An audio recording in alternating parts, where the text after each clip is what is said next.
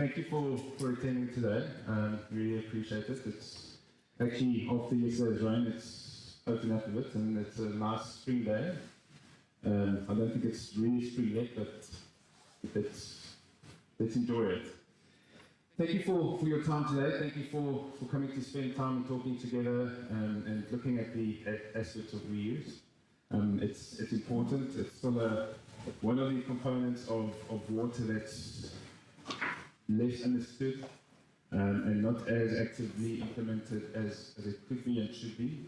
It's active reuse of what you already have. And I think that's critical. So just quickly a few logistical aspects. The bathrooms are unfortunately another flight of stairs up. So just one flight up and in the room at the top, the bathrooms are there. If you are in need of Wi-Fi, the Wi-Fi password is "we are secure," which is probably not as secure as we would like it to be. And then, please, it is an interactive day. You see some very colourful post-it notes, as colourful as Catherine and Yelena's dresses, and Professor Patrick, yours also. The rest of us are a bit drab today, I think. So please, there's post-it notes. The idea is to write down any thoughts, any questions that you might have which you couldn't get answered or that you're just not willing to ask at that point in time. So please, write them down, just stick them onto the table. We'll collect them afterwards and we'll share any of the thoughts that came from those post-it notes with the rest of the workshop. And then we are feeling very generous, so for your attendance today, you will also get the presentations from Monday's session. From Tuesday's session. They were different presentations, so you're not getting any duplication. So I think that's also great, and there were recordings, so it will also be good to see those. So let's just quickly kick off with a quick idea of reuse. I'm sure that most of us that are here understand it and know what it is, but in essence, you have different types of reuse. You've got your direct, you've got your intentional type of reuse, where you actively build a system for reuse to get it back into your plant, and then what they've termed as de facto or unintentional reuse, where you basically treating water that has come downstream from a actual wastewater treatment plant upstream. So that's de facto water reuse, where you weren't necessarily planning on reusing, you simply treat the water from wastewater treatment works. Downstream, it gets taken up by a potable treatment works. So in fact, that's actually also reused. Intentional is probably more about what we're talking today. So that is where you've got either direct potable reuse. So you treat the water and you inject it directly into a system, or indirect potable reuse, where in essence you're mixing some of your water with current existing fresh water and get it into the system that way. One thing that I would like to, so this graph comes from a document from Chris Schwartz et al. From 2022, the Water Reclamation and Reuse Guide for South African Municipal Engineers. It was funded by IMESA, and it's actually it's the Municipal Engineers Society of South Africa, and it's actually a great document to go and look at. It is downloadable for free, so please go and look for it and have a look at that. Then just a few quick numbers to kick us off and to make just kind of frame the picture. So 239 cubic meters per annum per person withdrawal rate. That is what we are using currently per person in South Africa. According to the standard, 500 cubic meters per person per annum is stated as a poverty level. So we're already sitting on average below the poverty level. And as we go through the numbers, it just becomes clear that we are actually in a bit of trouble. 1050, so 10% of our rainfall areas or catchment areas get 50% of the rain. So this talks to the logistics and the distribution of where the water is and where it needs to get to. 14%, we don't think about that, but as I spoke about earlier, 40% is the de facto reuse factor. So 14% of the water that you're currently consuming is already a reused water. 9%, that's the number that the City of Cape Town is aiming towards for intentional reuse by 2030. And then the number 2030, will be 17% over-allocated on water by 2030. So if you take that number and compare it to, we're already under the poverty level on average, and it's going to be allocated by 17% by 2030, I think that just frames things a bit better. Yeah, without further ado, I'm going to ask Professor Leslie Patrick to introduce us to her thoughts on emerging contaminants and the work that she and her team has done. And yeah, we're very excited to hear more from you, Professor.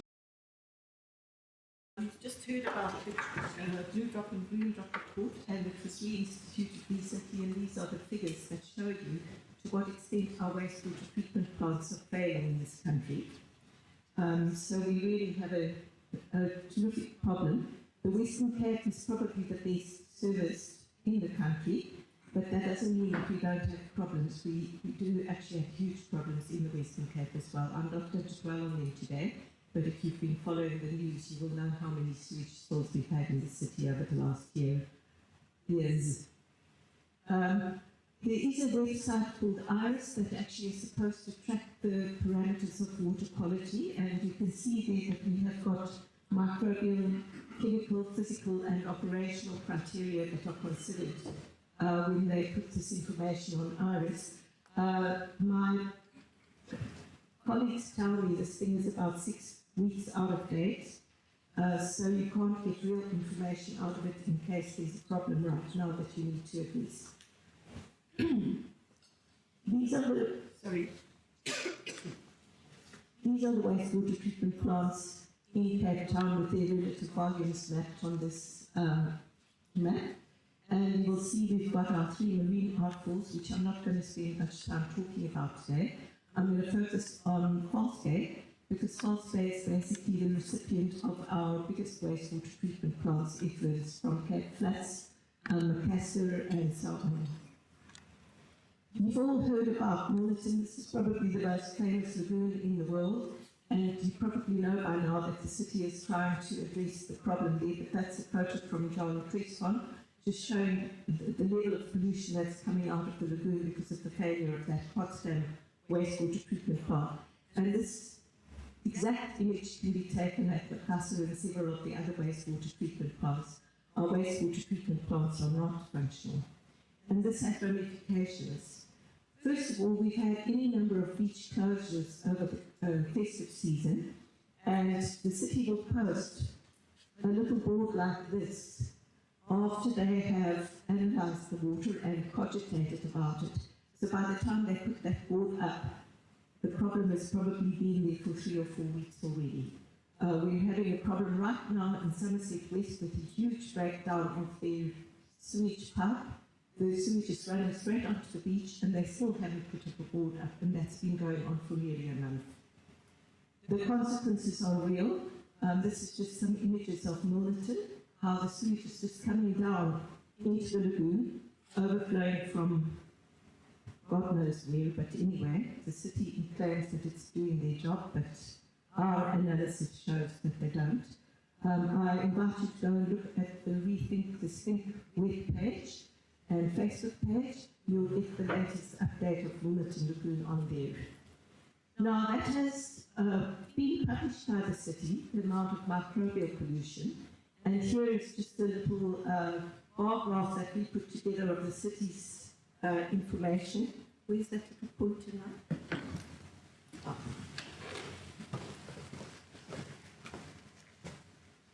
Great. So, around here is Macassar. Sorry, I can't get this to point. Around here is Macassar. So that started at Miller's Point, and this is Kochel Bay. So you can see the whole of False Bay beaches are actually heavily contaminated with microbes, and this is ongoing. Now, what is one of the ramifications of that is antibiotic resistance. We've been doing studies around the rivers of Cape Town, and almost all the microbes that we're picking up are tremendously resistant to antibiotics. And you can see that when we tested, they were very resistant to the standard antibiotics that we are using in our frontline disease treatment. So if you are picking up an antibiotic-resistant microbe, these antibiotics are not going to work, and you will need extensive treatment to actually recover. So please, this is a huge public health issue that is becoming more and more predominant. I recently saw figures from the Netherlands claiming that they have the lowest antibiotic resistance in the world in their rivers. Kudos to you. We're heading in the wrong direction. You can go and read a bit more about this. My colleague Joe Barnes has published about it, and I do think we need to take a wake-up call. Now, why is that happening? And I'll show you in a few minutes about why we're getting such a high antimicrobial resistance in our bacteria.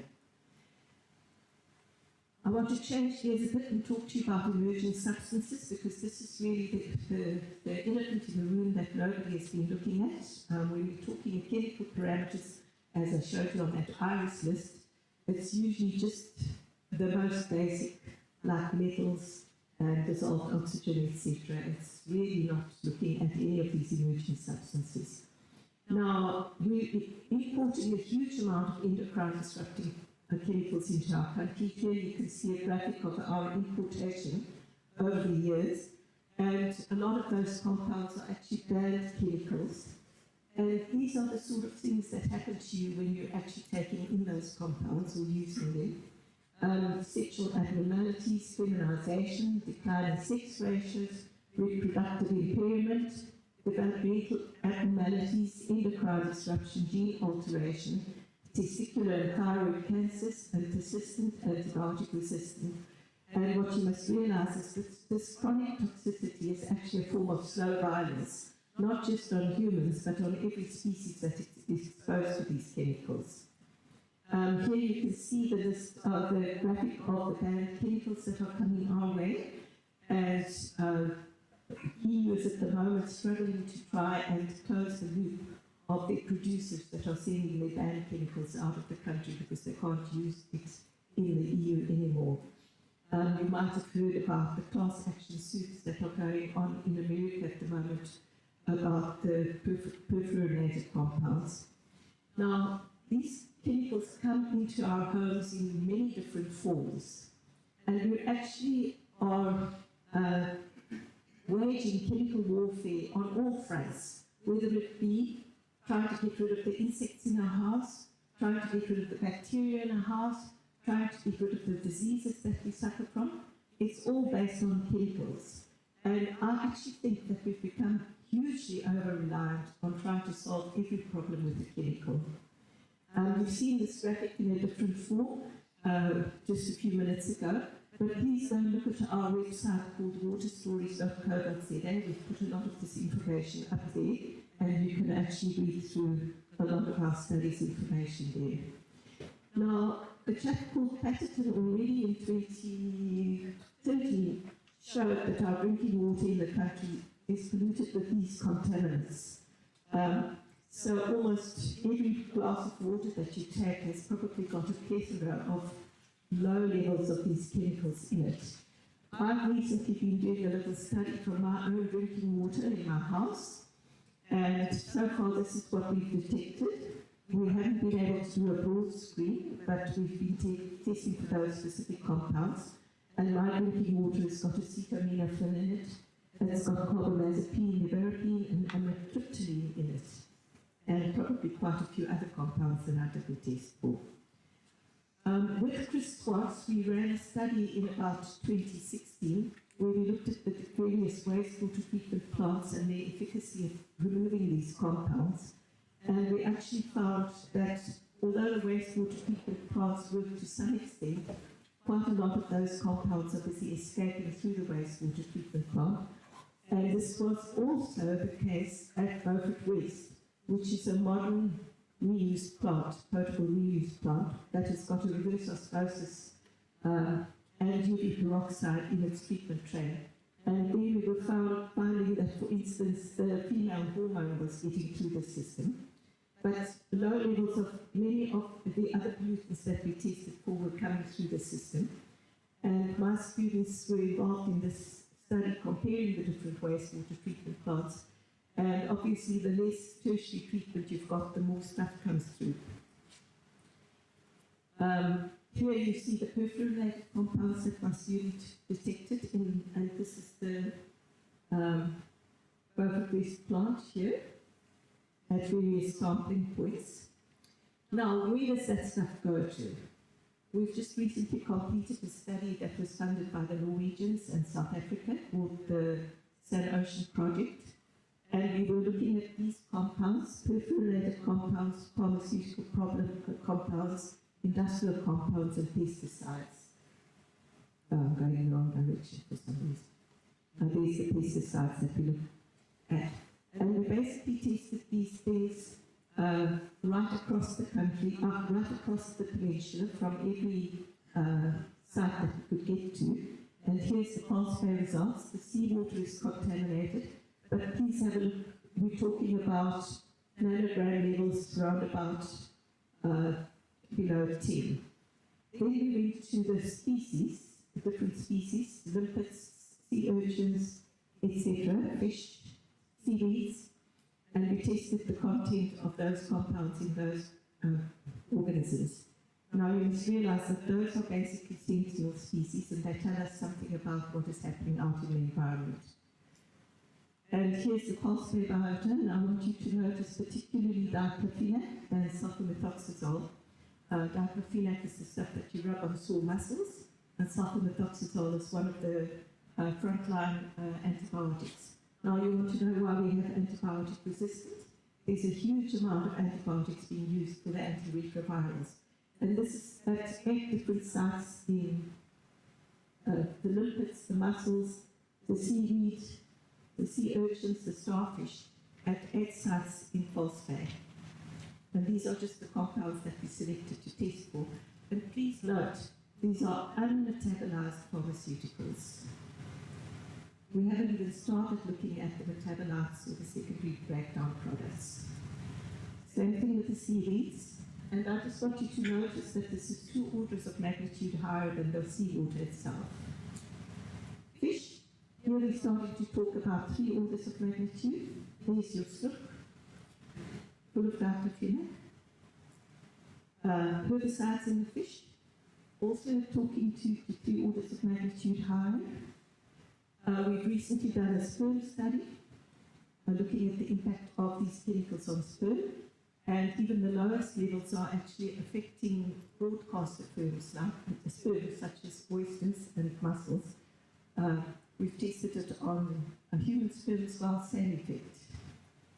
So basically, what else might be out there? Because we only tested for those compounds, and we did a broad screen, and we found around about 1,000 other compounds in those very organisms that we tested for. So it might be low levels of one compound, but you have a toxic mix that is per sea biota need to deal with. And if that's what's happening out there, you can bet it's coming back to you in your food and in your water. So the summary really is sewage is the constant sort of persistent chemicals. The unmetabolized pharmaceuticals are found in drinking water and in the marine environment. There is escaping antibiotics and antiseptics cause antibiotic-resistant bacteria, as we found in our stormwater, and we're impacting the environment extensively. And many of these different classes of compounds are bioaccumulating. They're extremely persistent, and many different species are being impacted. And the impacts are unexpected, such as what is happening with the sperm. So addressing removal of these contaminants. So we've seen that the influent and the effluent concentration reveal that these compounds are escaping through the wastewater treatment plants, and primary and secondary wastewater treatment is not effective. And we basically showing that the secondary breakdown products need measuring because we haven't got there yet. And none of the typical processes at the wastewater treatment plants or the potable reuse plants that are envisaged really are going to be able to take these compounds off properly unless we pay significant attention to the processes. So just to quickly skip through some of the processes that we've tested. Granulated activated carbon is given as a solution, and yes, it does work, but most of the tests that are done with this do not take into account the ratio of contaminant versus the bed volume that you're using. It also doesn't look at the lifetime of that gap in terms of the recycling. I'm sure Rupi can tell us a lot more about that. But I was recently at the IWA in Denmark, and they found that the estimated bed volumes that they thought they could use was around half than what had been predicted. And the trouble is that you have to regenerate that gap, and when you regenerate that thermally, you actually volatilize a lot of these compounds and they go up in the air unless you have a very decent scrubber on your regeneration system. And also when you are thermally regenerating, you're also busy breaking down your carbon. So I don't know how many regeneration cycles will happen. One thing that is really true is that gases and many other adsorbents are very pH related. Here you can see one of my students looking at graphene and basically showing there that the pH changed the absorption. And here's some work from one of my other students. A lot of people are trying to find alternatives for GAP made from coconuts, and they are promoting the use of waste wood and even sewage sludges as a form of GAP. And we have seen that these alternatives really do not work very well at all. I haven't got the results to put up here yet because the results are still being worked on, but GAP outperforms these different alternatives considerably. So please be aware that if somebody sells you a cheaper alternative, it's exactly that. So when we look at advanced oxidation, this is the process that I prefer because you do not have a sludge at the end of the day. Where you're basically using your free radicals to do the reaction that you're trying to, you're basically creating a situation where you have hydroxyl radicals, oxygen, free radicals, and ozone and hydrogen peroxide in the system to try and break down these compounds. They work because they oxidize those compounds and they pull them apart. I'm a chemist, please note. So hydrogen peroxide doesn't actually work.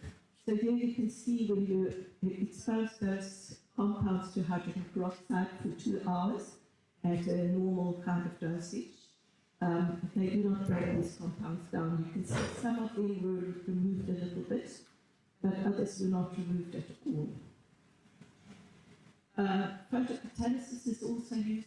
We've done quite a lot of work on photocatalysis. Photocatalysis works, but it's very slow, and it has the same problem as UV light. The trouble is that the sun needs to reach your photocatalyst to make the reaction go, and if the water is turbid, it just doesn't work. And then you've got to get the particulates out of the system.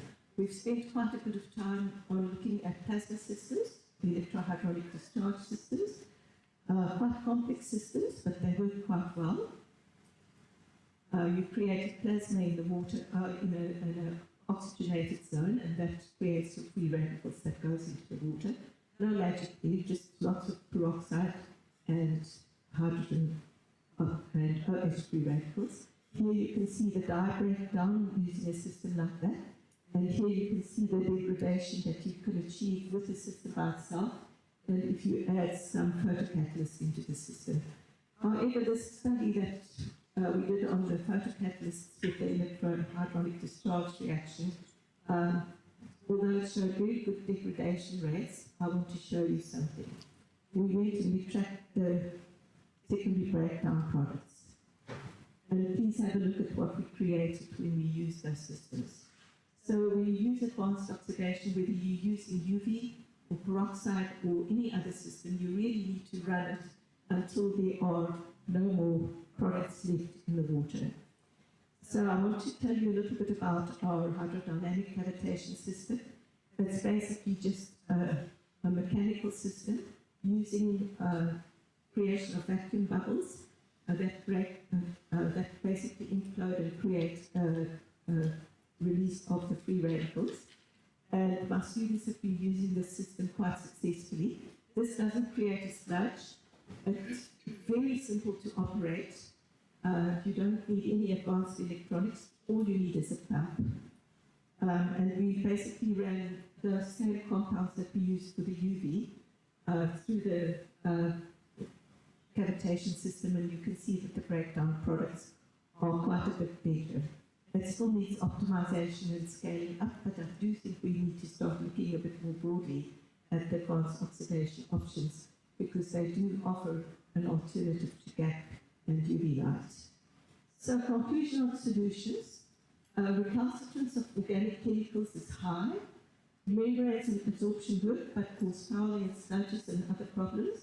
Photocatalysis is slow. High peroxide radical generation is key for rapid kinetics, and hydrodynamic cavitation is efficient without a sludge, but you need to realize degradation doesn't equal removal. So if you're going to track the compound that goes in, you need to track its degradation products as well. Secondary breakdown products need measuring, and simplicity and speed is needed in our context because of the large volumes. So my basic take-home message is prevention is better than cure. So we need to have a look at banning classes of these compounds and preventing import of these compounds. We need to redesign chemical compounds for easier degradation, and we need to consider the polluter pays principles so that those who make the compounds remain responsible for them. I mean, we know exactly who made sulfur methoxazole and who holds the license. Why aren't we going after them when we see such widespread pollution in our environment? We need to treat its source. So, for instance, polluting sources such as hospitals should have their own treatment facility and not put their junk into the general wastewater treatment system. And they shouldn't be allowed to discharge off their property without tertiary treatment. We really have to improve our water quality guidelines. Our water quality guidelines for reuse are woefully inadequate at this moment, and blue murder is happening. We need to do education and awareness, and we need to train medical staff not to overprescribe, and we need to do take-back of medications. And please stop dispensing over-the-counter medicines. I mean, diclofenac and acetaminophen, which we're finding all over the environment, in the highest concentration are over-the-counter medications. So we need to give teeth to our environmental laws and support our Department of Environmental Affairs in this. I just want to thank our funders and thank you very much for giving me the opportunity to speak to you.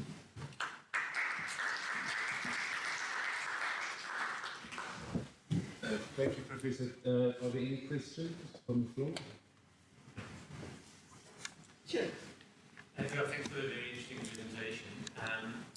I saw that you tested for quite a lot of different organic molecules, and I noticed the concentration in nanograms per liter. Is there, from your work, have you come across, is there recommended minimum exposure amounts for humans? Yes. So my question is actually, are the numbers that you're picking up exceeding the minimum recommended guidelines for those chemicals? Not in all cases. In the case of the female hormone, yes. And there must be many others that we didn't test because we didn't have the ability to test for them. There are, if you look at the SWAT's report, Water Research Commission report, you'll find the guidelines in there. That's published in 2017, I think.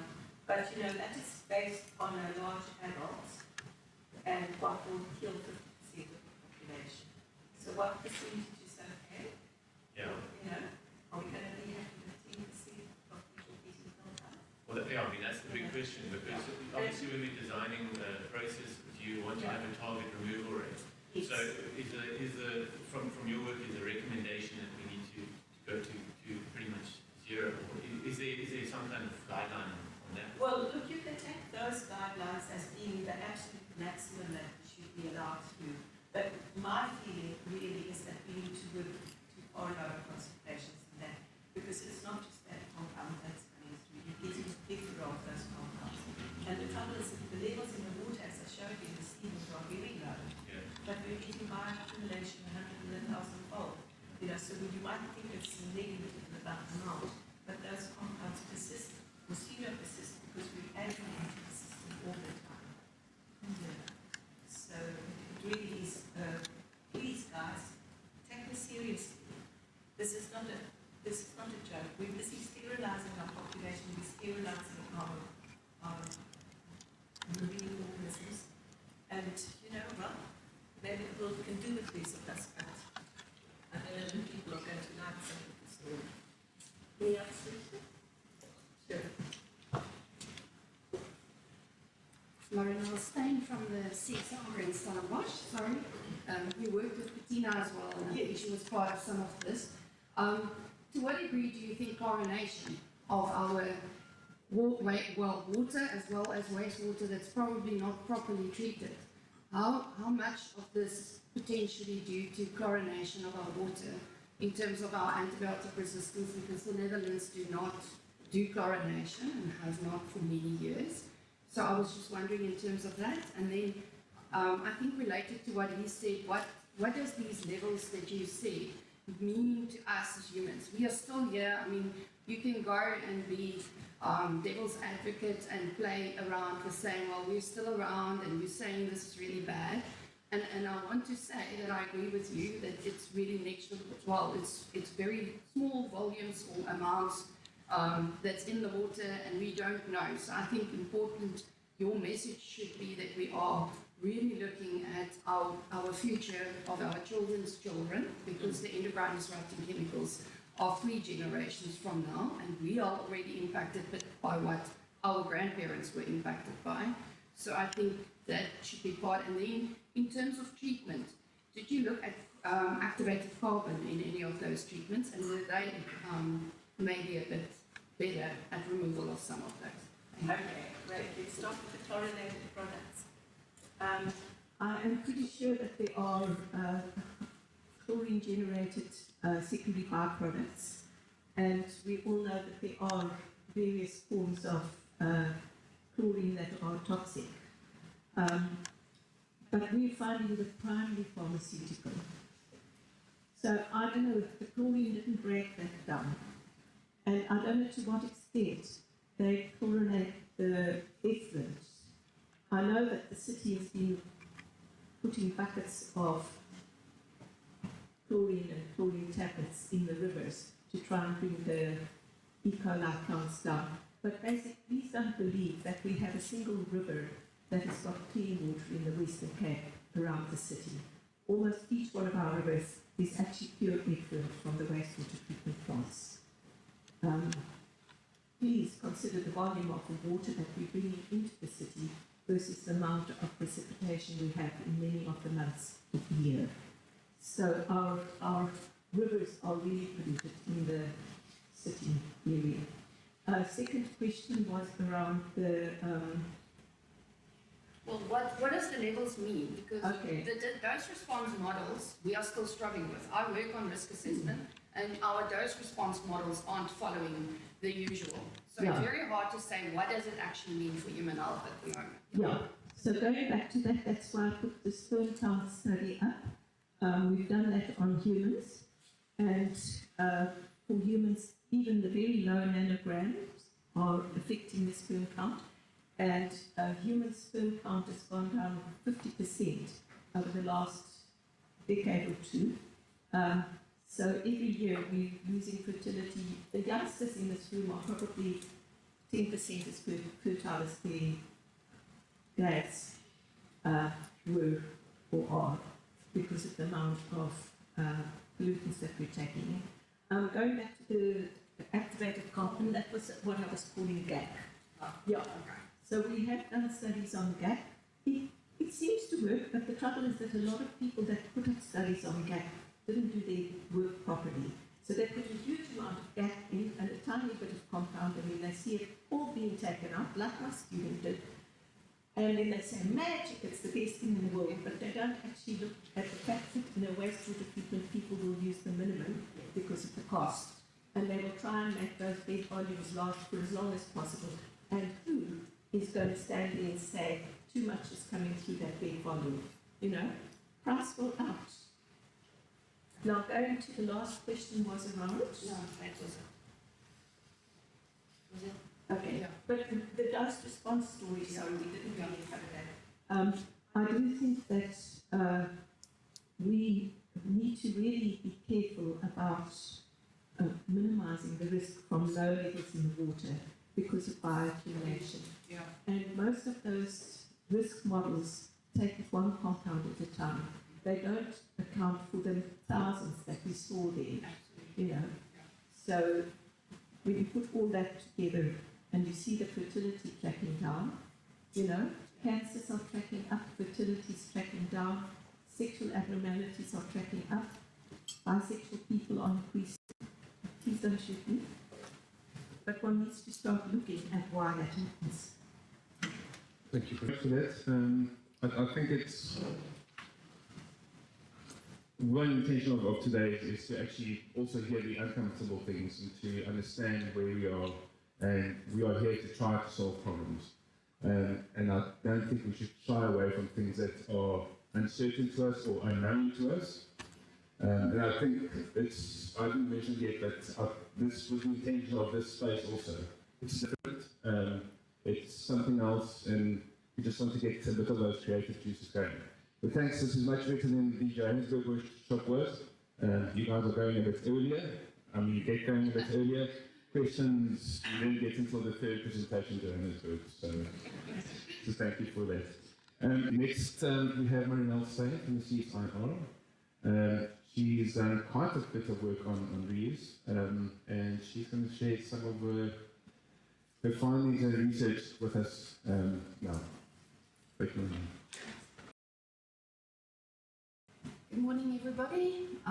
As you heard, Marinelle Steyn from the CSIR in Stellenbosch. I've been working there for 18 years, started in 2005. So I work for the Water Centre. We have a part of our group in Pretoria, as well as in Durban, as well as in Stellenbosch. I'm particularly part of the Smart Water Analytics and Solutions group. We focus on low-cost technologies, wastewater and drinking water monitoring. We are concerned with water quality, therefore I like what Leslie has presented, and then some innovative ideas as well as risk pathways and effluent qualities. So, well, this relates to what Derek already said, that we are, in terms of water scarcity, it is on the cards for not only South Africa but globally due to industrial growth, population increases, climate change. We are likely to have a 17% water deficit by 2030, according to the stats, but that was already an outdated stat maybe as well, as we stand here. And then currently water reuse within South Africa is approximately only 14% to date. So just to give a bit of a where does water reuse lie and how does it, in terms of a governance perspective, it is well described in the UN's Sustainable Development Agenda for 2030 in terms of water reuse is important for SDG 6 or the Sustainable Development 6, in particular to halve the volume of wastewater that is currently not treated, and also then to increase reuse and recycling. And so what I'm saying here today is I'm going to be quite positive, or in a positive light, talk with regards to industrial wastewater reuse, but I mean, we have to, in the back of our minds, always keep quality and health and environmental impacts obviously in the back of our minds, and that is also what the CSR does when we do work. So just from a water use perspective, this is not news. Over 60% is being used by the agricultural industry of our water. Then 30% goes to domestic as well as rural use, as well including domestic use. And then the last 10% of our water allocated is to industry, power generation, etc. So from that, it's quite important thing to note that the agricultural industry, specifically with regards to irrigation, is one of our main users of water. But the agricultural industry is quite important in South Africa. It's to do with food security, etc., but they are quite vulnerable in terms of climate change. So we need to look at them. So CSR is looking at that. Then, for example, we created in 2021, I think we brought out an atlas where we decided, let's look, if I was a manager or a decision maker, if I were to see some maps, wouldn't it help to identify reuse potential? So we used what we could find, and that is not great. We had WOMS data, so that is basically licensing data for water use, so abstraction as well as effluents to be let out. So WOMS data is the water use authorization and registration management system. That's what WOMS stands for. It's publicly available data, and then as well as the NatSurf data, which is the National Industrial Use and Wastewater Survey that is done always on industries, etc. WRC have a lot of that information available if you are interested. But if you type in NatSurf and specific industries, you get the quality, you get guidelines, you get quite interesting information, but they all need to be updated as well. It's quite outdated according to me. I've added the link. I don't know if Derek, how it's being also shared these, but there's a link to our atlas that's freely available, or you can email me and I can send it to you.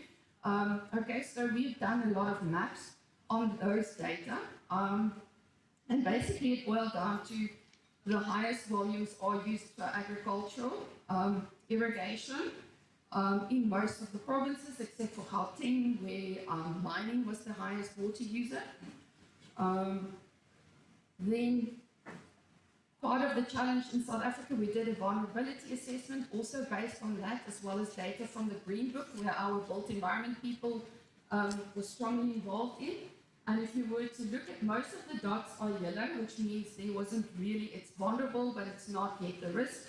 But if you focus on two of the provinces, then the Nelson Mandela Bay municipality, as well as the eThekwini metropolitan municipality, were already exceeding. So the water use or need currently is overshadowed by what is being available as supply. So we focus then, if you were to focus on a water reuse, making water available, those are the two provinces that we, in our vulnerability assessment, then showed where we would focus. But then interesting is Johannesburg, City of Johannesburg, as well as City of Ekurhuleni are already at break even. So what I'm saying is, even though we would start with those two provinces, we're already at a break even for two of the other metros. And this was just focused on metropolitan data because it's not available well nationally for all the smaller municipalities. So to further that, we also looked at projected climate change and population growth. Oh, and sorry, we only had data for 8 of the 9 provinces. There was nothing available for the Northern Cape, weirdly enough. So we only focused on the 8 and plotting it, and based on population growth, climate change, and precipitation, it was clear that 5 out of the 8 will have much less annual precipitation in future, so we need to focus. I need to be quick. Derek just showed me I have. So water reuse, from a water reuse perspective, as I said, we are far below, so we projected what could be reused in some of those metros. In our atlas, we discussed a lot of the industrial reuse drivers, and you can have a look at that.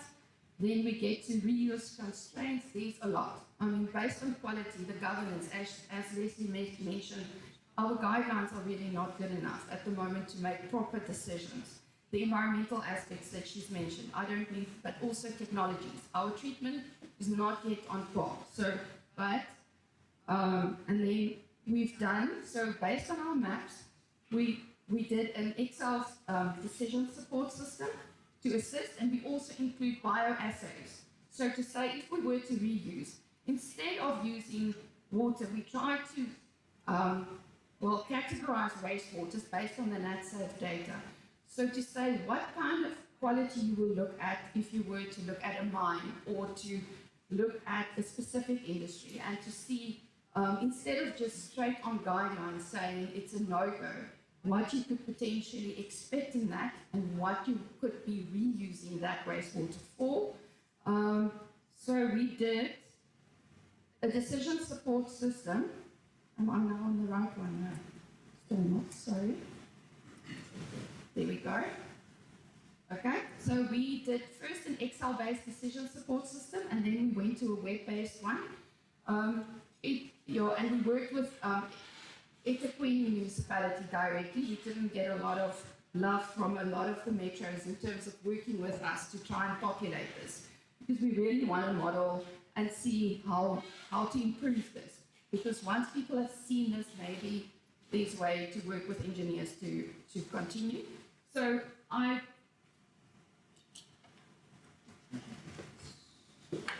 because it's not in the presentation mode, it's me. I'm sorry. Sorry for that. That's just the front. So we have a web-based link already, but I can't share it. We've done it with the Water Research Commission, but we are finalizing that. And so it's not yet public knowledge, so I can't share the web-based link with you. So I decided to just do every window that you would be able to find in terms of clickable links and populate it with data. On this screen, there's not much that I can go to yet, but it shows that we are looking at bioassays. So before you would be able to reuse, you will have to do certain bioassays so that we could clear the effluent quality for certain reuse, to make sure that it doesn't have an impact. But there's surely, in our mind, there should be data, it should be water that you'd be able to directly reuse if it was of an okay enough quality to not impact the product, and it should save you on cost.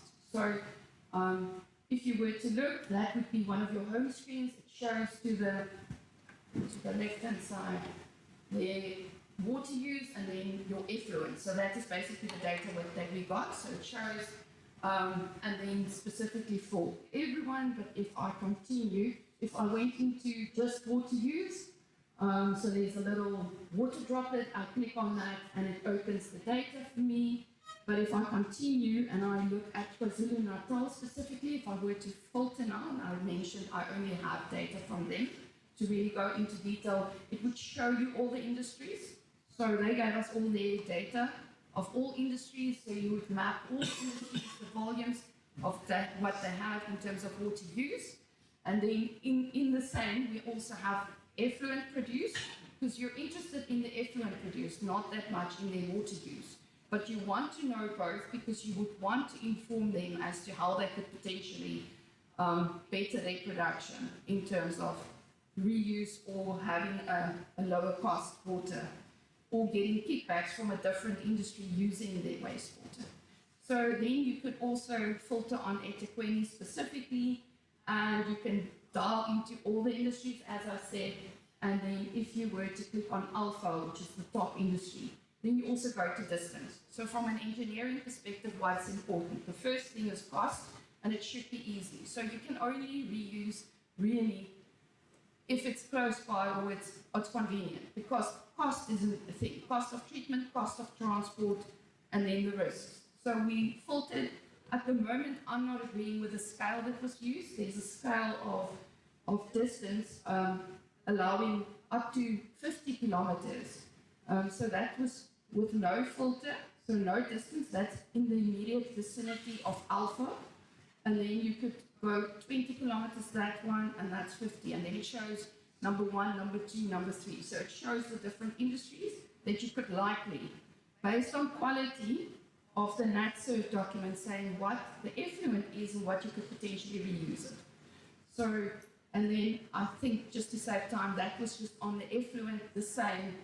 We filtered, we went down to distance, so then you can identify industry X, Y, Z, is my number 1, number 2, number 3, and I could potentially have a discussion with them because my quality of my effluent is such that they'd be able to reuse it, or I can reuse their effluent quality. And then last slide, oops, just on the other presentation.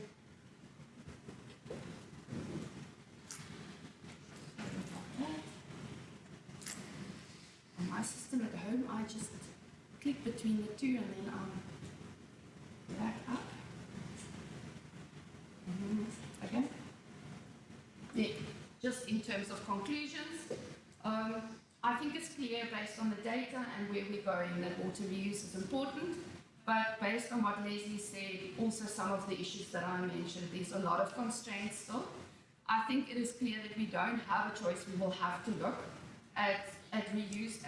And yes, we need to focus on the low-hanging fruit, if I can say. So the ones that would less likely impact the environment or the product that you want to.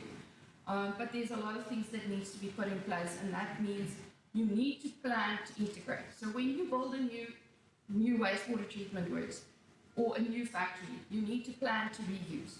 Either recycle within your own or plan it into your system that you know that you have that. We need to look at the guidelines. We need to look at different treatment options. Should it always be decentralized or centralized? What is available when you have to make that decision? So we need to have that information available. Communication, stakeholder engagement. I can go into many of these. But yeah, keeping in mind environmental and human health risks, costs. It should be cheaper for an industry to reuse some of that water because they're not using tap water, and it should be helping them with the discharge costs. So we need to look at our costing model of water in South Africa overall, because our water is quite cheap, even though people won't agree with me. Our water is quite cheap, and therefore it's easier to withdraw tap clean water to use in a mine than to reuse some of the other effluents. And that is, I think, my main message, that we need to become responsible. We need water. We are all going to suffer. We had City of Cape Town drought. You can see it's on the cards. We need to be more responsible and make decisions responsibly when we reuse. But we need to all sit around the table and do something. Okay, thank you.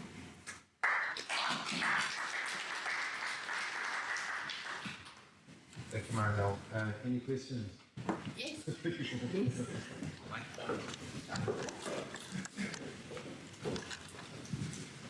Hi, sorry, Kaladu from New Energy. Just a question on that model. Did you do it for the mining industry as well? Yes. So, and the discharges, would that be according to that specific mine's the water use license? So the E, or basically the different categories as well. So if the mine is allowed for wastewater discharge for irrigation use, I would be able to see that for that mine. Yes. Okay. If we had all the data, that's the problem. So we didn't have all the data. That's my lack in my model currently. So we are open for working with metros and getting the data because they should have, but what we had available, we plotted definitely. Okay, and you said it's classified according to a specific category for reuse. So do you prescribe specific reuse technology, or do you just say this is the current quality and then treatment is still open? Of a category of industry wastewater. So we looked at all the quality aspects of mining effluent. So it's not, when we plotted here on the DSS, it's quite specifically based on the quality effluent that we get the data for. But if we didn't, we went based on the NatServe data that then categorized industrial wastewater, a specific category, and then that effluent quality as to Yeah, but that's the limitations of what we're dealing with in terms of they only have to treat certain things and they only have to report on very few things actually. Their reporting is very minimal. So instead we went on international and that served national data on industries overall, and that would be clear, but it won't go into the details of the endocrine disrupting. We're not there, but it does have some information on metals, etc. So in terms of that, we would look at the worst scene scenario and saying, if you had an effluent of this quality, you could reuse it in a mine. So if you had agricultural wastewater, mostly some of those could be working in a mine. So you could, from a mining perspective, reuse agricultural wastewater. So instead of the other way around, there were a few, I mean, there's a Water Research Commission project that they've done, some of the acid mine drainage that they used and sprayed crops. We're not going to go into the, what do I think or feel about it. There's ups and downs, and but the fact is we need to work on it. There's no easy answer, but the data is very limited. I'm willing, if you have specific questions as to a specific mine or a specific effluent, we could look, if I had the data, and we could look at that. Yes. Thank you. Could you just elaborate on your bioassays? Because I really did originally, when we did that study with Chris, agree that that's the way to go, because it's terribly tedious and very expensive to go and measure each one of these compounds. And the bioassays are a much quicker way, but I don't think I understand, and other people in the room might not, how those work, please.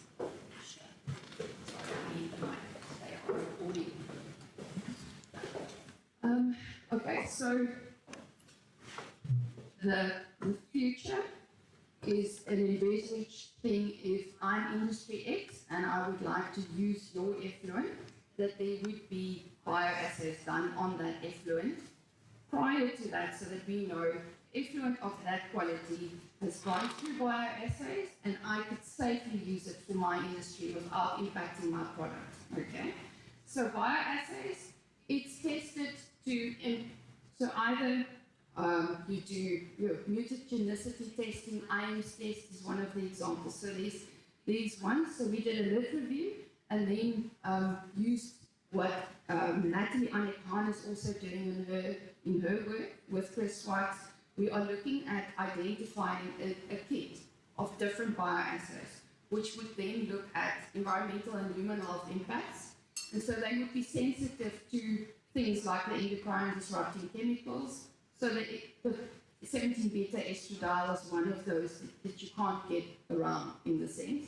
But so the K-Look assay would be one of yours that you would do. But these other assays that you could buy, and the idea is not for everyone to have to go and do those testings. That's what I'm saying. We would need to get to a standard of what you can expect from a mixture of a specific industry and do bioassays. And then to clear that industry wastewater, so if it's petroleum, and you have a certain set, assays should have been done, and you can then clearly say it is not impact, or it's such an impact on the environment. It doesn't clear these assays, so you can't use it for any of these. You can only use it in a mine because it cannot hurt anything. So I don't know if it is as practical as what we would like to put it out there. I think that is possibly your concern, but my thinking is if you were to do certain ones that impacts cancer, so your long term but also short term, so your Daphne is always included and things like that. So there's different assays. Our lab is trying to set it up. We are working, Natalie is trying to set it up. There's Northwest University through Riolet. I know there's labs in Cape Town, Stellenbosch University at the Water Institute. So we are trying to increase our footprint with regards to biotoxicity assays as well in South Africa. And I think that is important as well, because they are quite sensitive in terms of testing. And then you don't deal with a guideline that just says it's a no-go. If you've tested it with the bioassay, and all the bioassays, then you will have a look at whether it could be reused for a specific industry.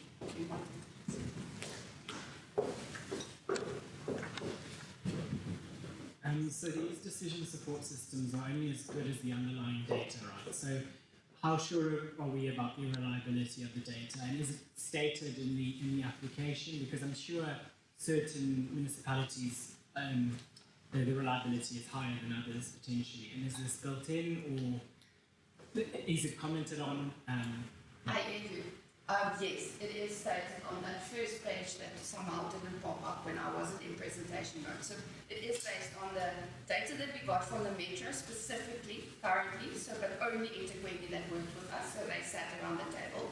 The rest of the background data is all on the NatSurf, which is nationally available data, as well as the WARMS data. So we had to fill in an ethical clearance and then we got it through all the metros. We had to fill in and get the publicly available WARMS data. So that is publicly available data, but you still have to apply to get it. So I can't share it with you, I can have it, and so we use that. But it's only as good as what the license is. So even our volumes of use, I would apply for a license if I'm Coke.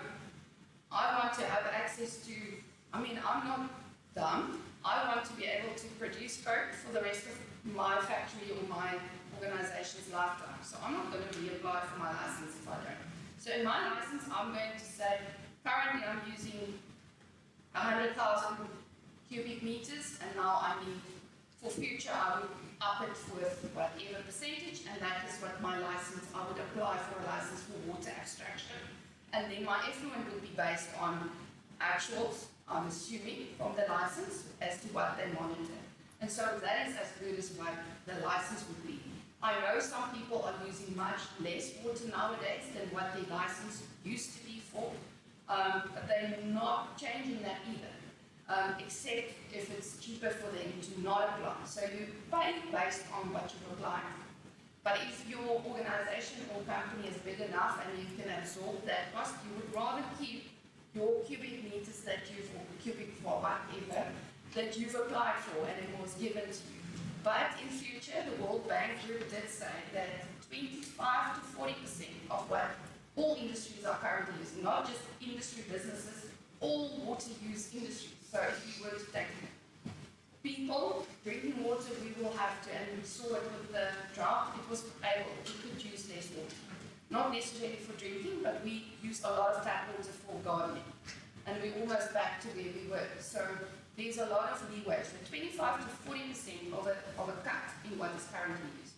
And so our agricultural sector is the one that's going to be hardest hit.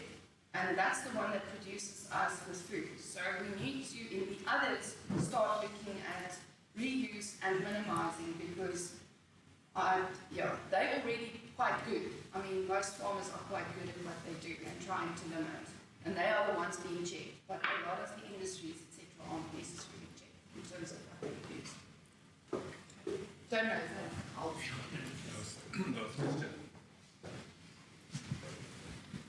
Thank you for the interesting presentation. I just have a quick question on that slide that we had a challenge. It showed the supply and the demand of the water. Did the supply factor into account losses in the system, or just to get a scale, an idea of the scale of the issue? Because obviously some metros have a better efficient, they don't have as many leaks in the piping. So, but obviously reuse is definitely needed, but in some areas they might want to focus more on fixing the low-hanging fruit first. Absolutely. I hear you.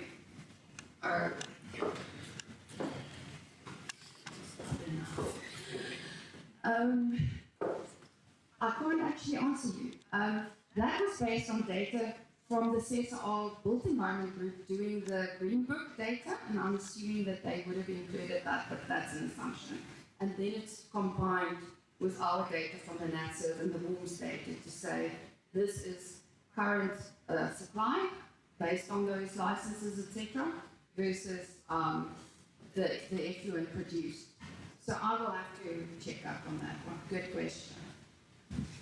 Thank you very much for your help. Thank you, Ronald. That was exciting. I think it's an excellent tool to have available. Hopefully, if you can get some other players to join in and play ball, then it really could be something that changes the entire environment. Next up, we have Catherine Kaufman from the DBSA, and we're changing direction a bit. We're now looking at funding and financing of water reuse facilities. And Catherine, please join us and share your knowledge with us. Hello everyone, I thought it's... Is it on? Oh. I thought it's the right time to have a pit stop because this has been very technical. It's time to do the easy stuff, which is financing. So as Rick pointed out, I'm from the DBSA. I'm the group executive for project preparation at the DBSA. And I wanted to provide you with a development finance perspective on financing for water reuse projects, just the water infrastructure generally. Okay, so I'll go through these topics. The slides look like they're a lot, but don't worry, I hate slides, I hate presentations, so probably even, I mean, it's really for you to have after this. It's, I probably won't talk too much of those. What I want to provide is, and more than anyone, more than me probably, you understand the state of water infrastructure in the country, but I also wanted to then dovetail that into how it affects bankability requirements for water infrastructure and our role as a DFI, a development finance institution, in funding water and potential funding instruments. I don't know if you went to the Johannesburg workshop, but at the Johannesburg workshop we actually talked about what we have initiated at the Development Bank with Department of Water and Sanitation in order to look specifically at water reuse, but a number of sub-programs that we'll be talking about. So this slide, as I say, you know much more than me about what's the state of water infrastructure in the country, but from a development bank perspective, obviously what we care about is that a lot of the basic services that you'll find in terms of water security is not being enjoyed by a major part of the population, and also a lot of it is surface water infrastructure, which speaks to some of the concerns that were raised by the previous speakers on natural water risks that we're currently experiencing. And 80% of the 1,400 wastewater works that we have in the country are actually classified as a medium to high risk because of the poor state that they're currently in. The background to this is that we've got a checkerboard of investment landscape that talks to our problems. We're starting to see more and more political coalitions in South Africa coming from Gauteng and Tshwane. I can tell you it's been a bit of a disaster, the coalition governments, especially at the municipal level, in terms of service delivery in this space. A lot of the municipalities are actually starting to see lawsuits coming their way because of the state of water infrastructure and water service delivery. So I'm always careful about what I say politically because I'm partly state, aren't I? I'm actually state. I'm owned by the shareholder is the government of South Africa, so I should be careful. But I think we need to be realistic about what's coming, and we're going to see more and more of these problems. So we need to solution for ourselves to ensure that communities that are going to go through this still get access to water, clean water and water security. What we're also seeing is that because of COVID, because of load shedding, a lot of the municipalities have actually, the balance sheets have gone the other way. So they're in the worst state from a creditworthiness perspective and a funding perspective. They also have lost a lot of ratepayers in corporates and SMEs because of COVID and because of load shedding. I'm told that about 4,000 SMEs are disappearing in a month across the country because of load shedding specifically. So it's really dire, and it means that municipalities have less money to invest in water infrastructure. The legal environment, you are very familiar with how fraught the legal environment is for investment. There's PPP regulations, there's public-private partnerships, which are quite cumbersome, and for municipalities who don't have capacity to negotiate properly these contracts, or they don't have the technical nor the financial capacity that private sector tend to have, it's very difficult to run a PPP. It's also cumbersome. There's new legislation in front of Treasury at the moment, but it's taking some time to come out. What is encouraging is the technology we see in this space. Then you would know more about that. But we see, in my area, in the project preparation division at the bank, one of the business units that report into PPD is the product innovation unit, and we find new technology in the water sector. So we find private developers really. It's not really government, but it's private developers who come with new technology ideas. And we try to get them concessional funding, like cheaper funding from international climate finance funds, which we are accredited to. The DBSA and a number of DFIs are accredited to the two of the biggest international green climate funds, and gives us concessional funding, and I'll explain to you more how that helps us to fund infrastructure. So from a municipal perspective, what we find is you either fund water through balance sheets. You know what balance sheets look like for municipalities. So the second option is limited recourse funding, which is project finance, cumbersome for some. And depending on which one you want to use, it depends how strong that municipality is from a balance sheet perspective. It also depends on whether contextually they have capacity to manage the contracts, as I've described before, and what is the payment regime. I think private sector, a lot of private sector bring unsolicited bids to municipalities. And municipalities then take the ideas and go to market, and then they're faced with competition and pricing competition specifically on technology and ideas and solutions they've provided. But that is because they just don't have capacity themselves to initiate and procure a lot of these procurement models.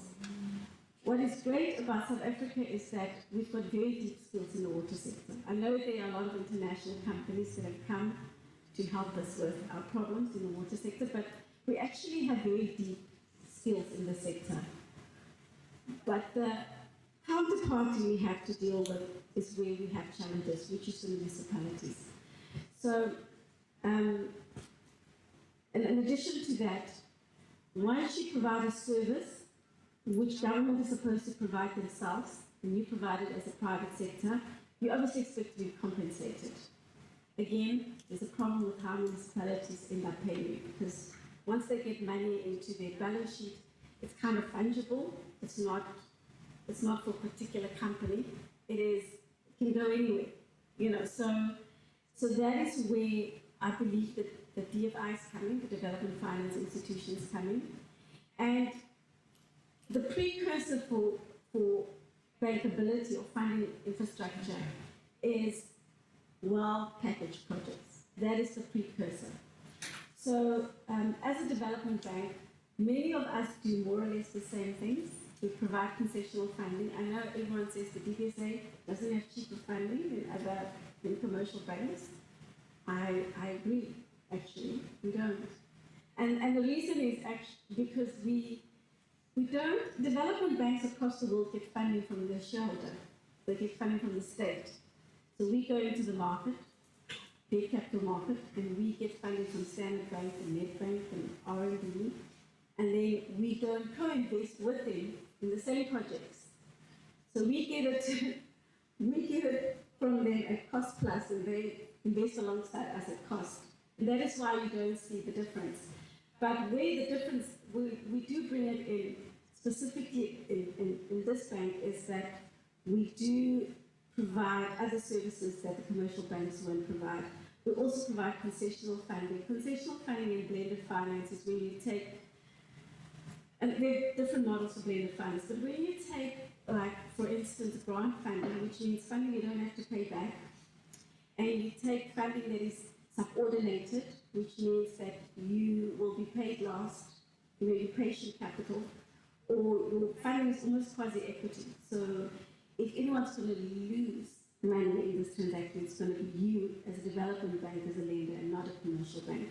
So we try to introduce that because senior banks don't have the mandates to go into a transaction and say, we may or may not lose it, you're okay either way.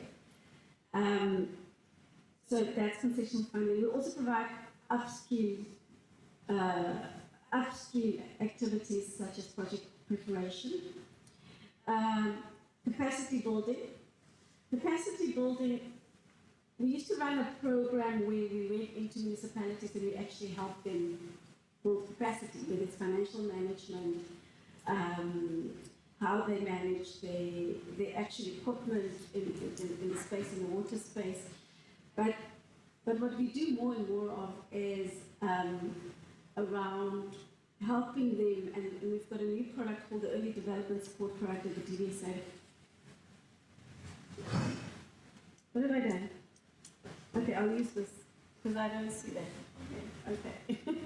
We've got a product called the Early Development Support Product at the DBSA, which is actually completely developed to help municipalities package projects. And so we help them package a project, in the water space specifically, as well as the energy space. We help them package projects. From ideation to procurement phase, pre-standardization, it's quite new. It's a huge investment that we're currently busy with in terms of ideation. And that means that when you get involved in the project, it's transparent, you don't have callbacks, because a lot of municipalities will send out an RFP, I'm sure you've experienced that, and then they recall it again, because it was just, your response to it was, this doesn't work, it's not investable. So we're trying to fill that kind of gap. And then we also provide policy advisory status, and we do that a lot through our partnerships, through the CSIR in Pretoria. We've got a very strong partnership with them in this space. But I think the most important part of the work we do is that, and I'm not talking to my own meal, but it is project preparation, because if you don't do this stage well, then you have the problem of there's no pipeline in the country. And it's driven by organs of state not having the capacity to plan themselves, and I'm generalizing now, not everybody is the same, but not having capacity to plan themselves, prepare projects and develop projects. And also it's high-risk capital, because when you put a project together, you don't know if it's going to work. It may or may not work, and you may lose money. That's why commercial banks try not to get involved in that space. But the most important part is to de-risk the project and inform government on policy decisions that need to be made to improve bankability.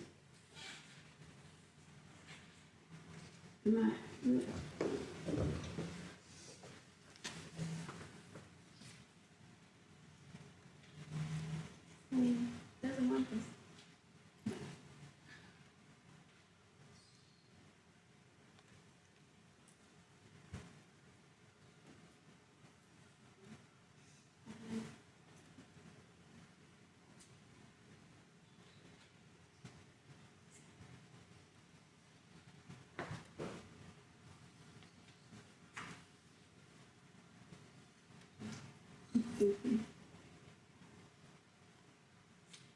Thank you.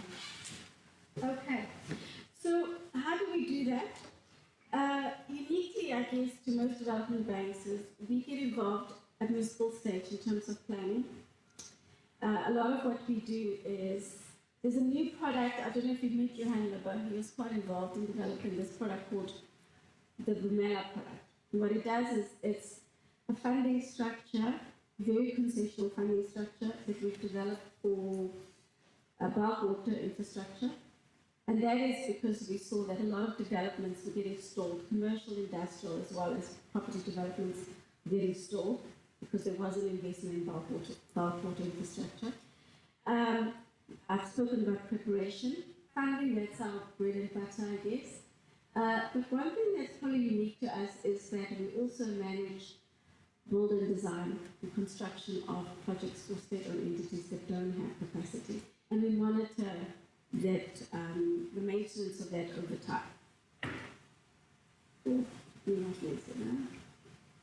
Okay. So what we found is that the fastest way to fund infrastructure is through a program.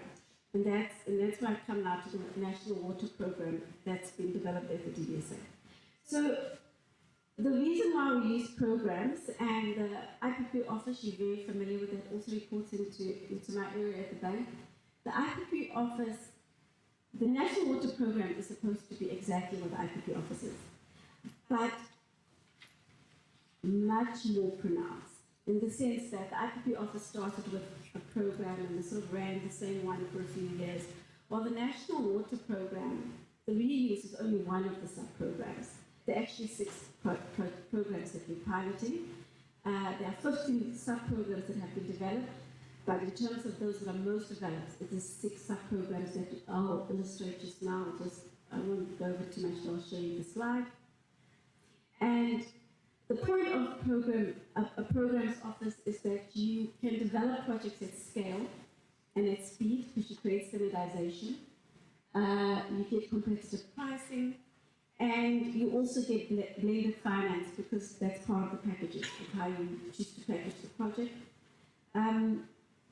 The blended financing structure for this product specifically is generally it allows for credit enhancement.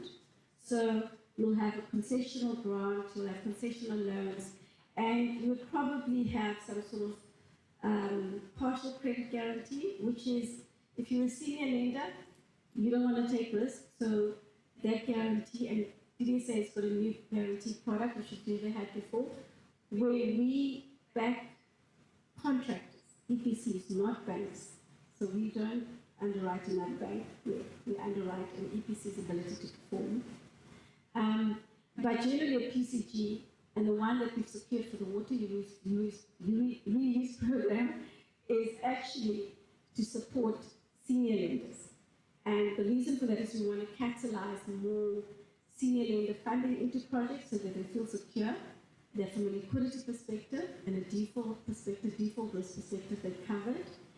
And the other advantage also of blended finance is that as DBSA, as a Green Climate Fund, we take first loss.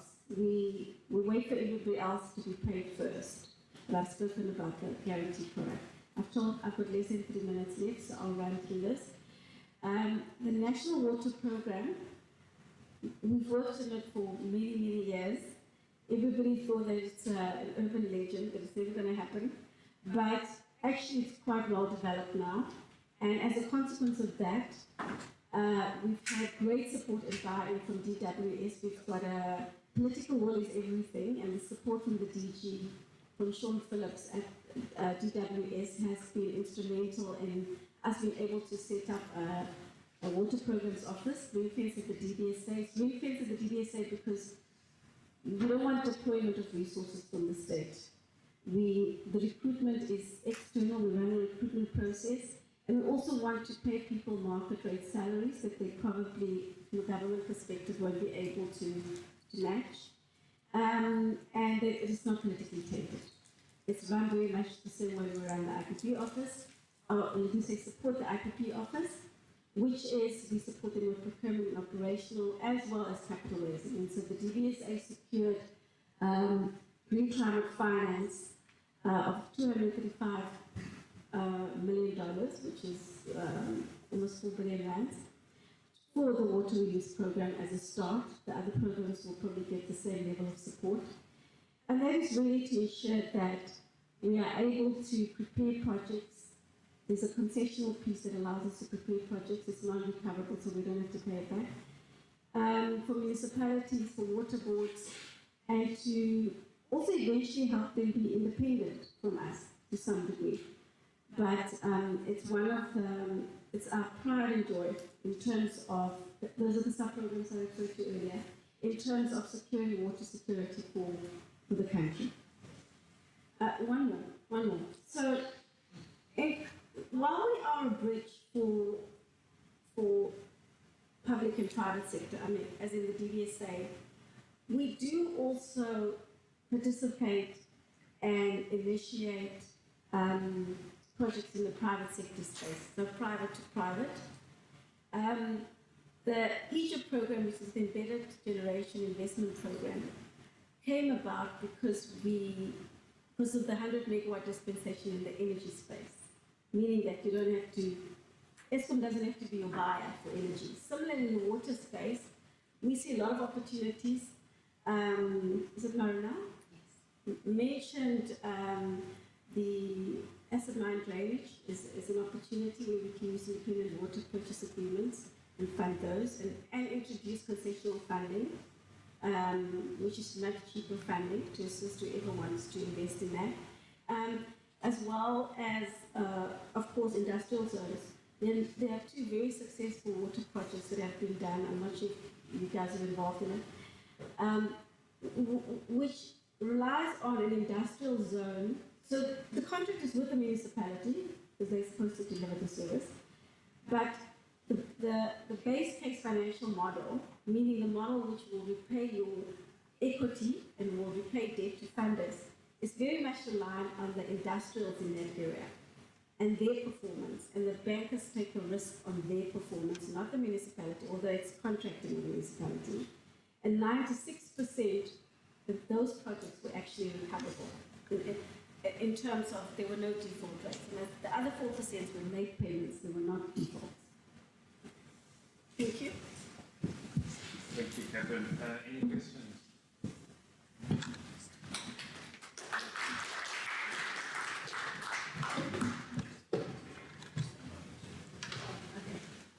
So we go.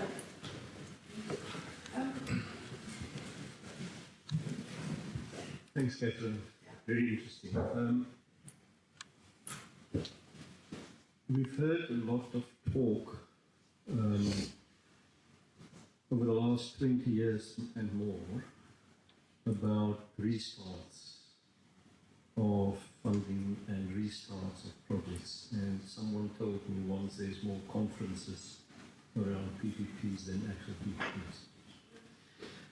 From the DBSA's perspective, given what you are working on, like the Water Partnership Office, what do you see as a DBSA as the main risks that all of the new energy of the Minister and the DG can be derailed? What do you think as a DBSA is the main risks for you? Yeah, so for this particular, in the water space, I think this is one of the most positive developments for us, and that's maybe that's the problem. It's the fact that we have political will. So the question is, what happens if we change the DG? This is pivotal in driving this initiative. I think what we've also found is, when you have a real challenge, and the fiscus has a challenge in terms of the collections aren't what they used to be, and they're very worried about where the spending goes. And so their control measurements are even stronger. So we've got a very close relationship with Treasury. When we embark on initiatives like this, they engage, so they're aware of the program. Often the arrangements that we sign up to, here we signed up with DWS and SALGA. Often the arrangements we signed up to, actually they are with us in the deal. This is one of the rare ones where they were very supportive of this. So for me, the critical issue is always the politics. What happens to the politics? But the one thing South Africa has been really good at, touch wood, is that from a contractual and legal perspective, our courts are still standing firm. So for me, enforcement of arrangements that we currently have in place, contractual arrangements, the program, the budget allocation,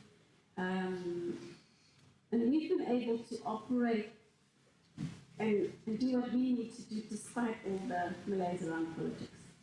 So I'm hoping that that gives you a little bit of comfort, but I understand what you're concerned about.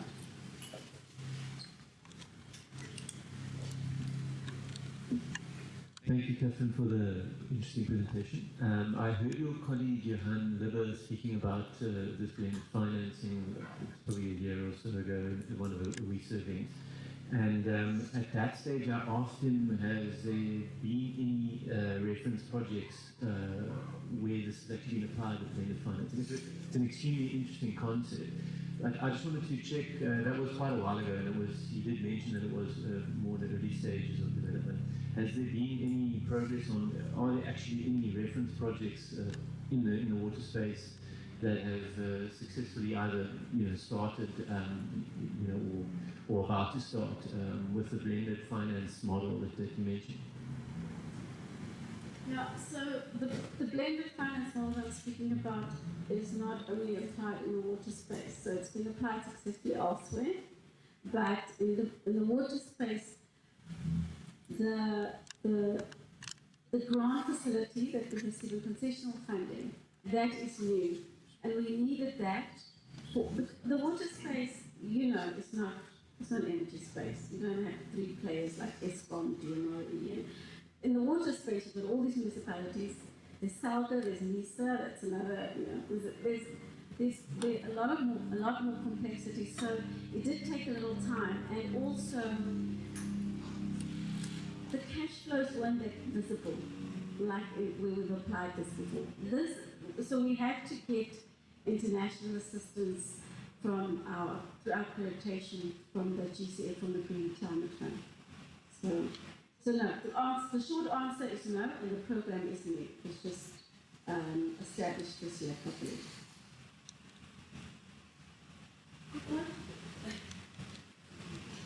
How do you differ from the African Development Bank in terms of, because I got funding from them and there was no loan? Are they giving? Are they grant specific? Because they didn't give it themselves. They also have funders that funded them. That through them I got the funding. I just want to understand the difference. So we actually work together, but they're MDB, meaning that they're multinational development bank, which means it's more regional in the sense that, because they represent countries, governments. While we are the Development Bank of Southern Africa that operates in South Africa as well as the region, but our shareholder is Treasury. Their shareholders are many sovereigns. We do access funding from the same places in many instances. And the pockets of funding will differ depending on your need. They do actual loans, but then they do non-recoverable loans, depending on, and listening to what you focused on, I'm hoping the non-recoverable. Not for that. The non-recoverable for work that I think everyone here would have been interested in, on wastewater treatment, phytoremediation, and new technology, low cost, that we are applying and implementing in South Africa and in SADC countries. But Session 2, starting off, as I said, with the presentation from Rick Tiller. He's presenting from Inexfiltration. He is the sales director for Inexfiltration, and he will be talking about their specific products and the aspects of hollow fiber nanotechnology. Thank you, Rick. Good morning, everybody. Happy to be back in South Africa after so many years. Good to see old water friends after so many years. I said the same in Johannesburg. Been here quite frequently about 13 years ago and the years before. And happy to be back and here in the beautiful country. And I was also happy to hear a lot of interesting words, statements, visions, which make me quite happy. That we need to reuse water, and that is where also we as company and Filtration wanted to contribute to. And I'm here today with two colleagues of mine, Jelena and Doreen, and we are representing NX Filtration together with Marcy Water. And yeah, clean and affordable water for all. That is, I heard that already before. We need to take care of our children and their children, etc., etc. And part of that is that we need to take care of our world and our water. And we have some challenges there. And with our innovation, we would like to put out a little bit of contribution to that as much as possible. And that's where I want to, this is our mission, our vision, this is the driver, this is what is giving us energy as a company, as employees, and this is where we are with NX Filtration. But yeah, how do we, I'm sorry, I'm walking around, so that's not good for you. So, yeah, we heard already some numbers here today floating around, also Tuesday in Johannesburg. We are from Europe, from the Netherlands, so I will give you a little bit insight in that. And it starts with the climate change. We heard that already, and it's exhausting the traditional groundwater levels. And we are from the Netherlands, with 60% is below sea level. But can you imagine that? This year is quite wet summers, but the last few years we had really dry summers where the water levels, the groundwater levels were extremely low, and the government was really having concerns about how to deal with that, because most of our groundwater is used partly in industry, sucking the water for their industrial purposes, but also our drinking water is mainly coming from groundwater.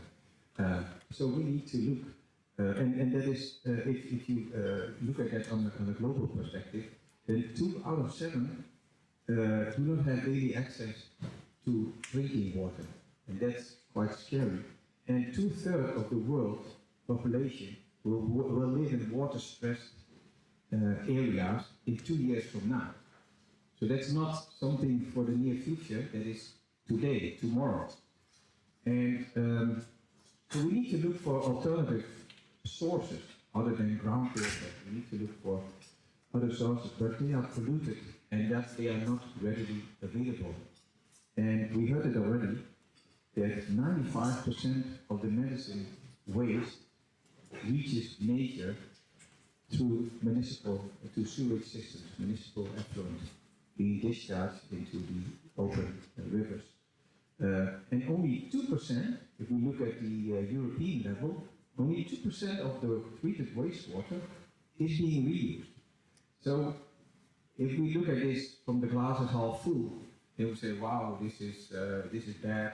But if we look at it from the glass, from the glass half empty, if we look at it from the glass as half full, on the positive, we have a lot of things to do. We can really contribute here with everybody here in this room, with everybody who has an impact in water treatment.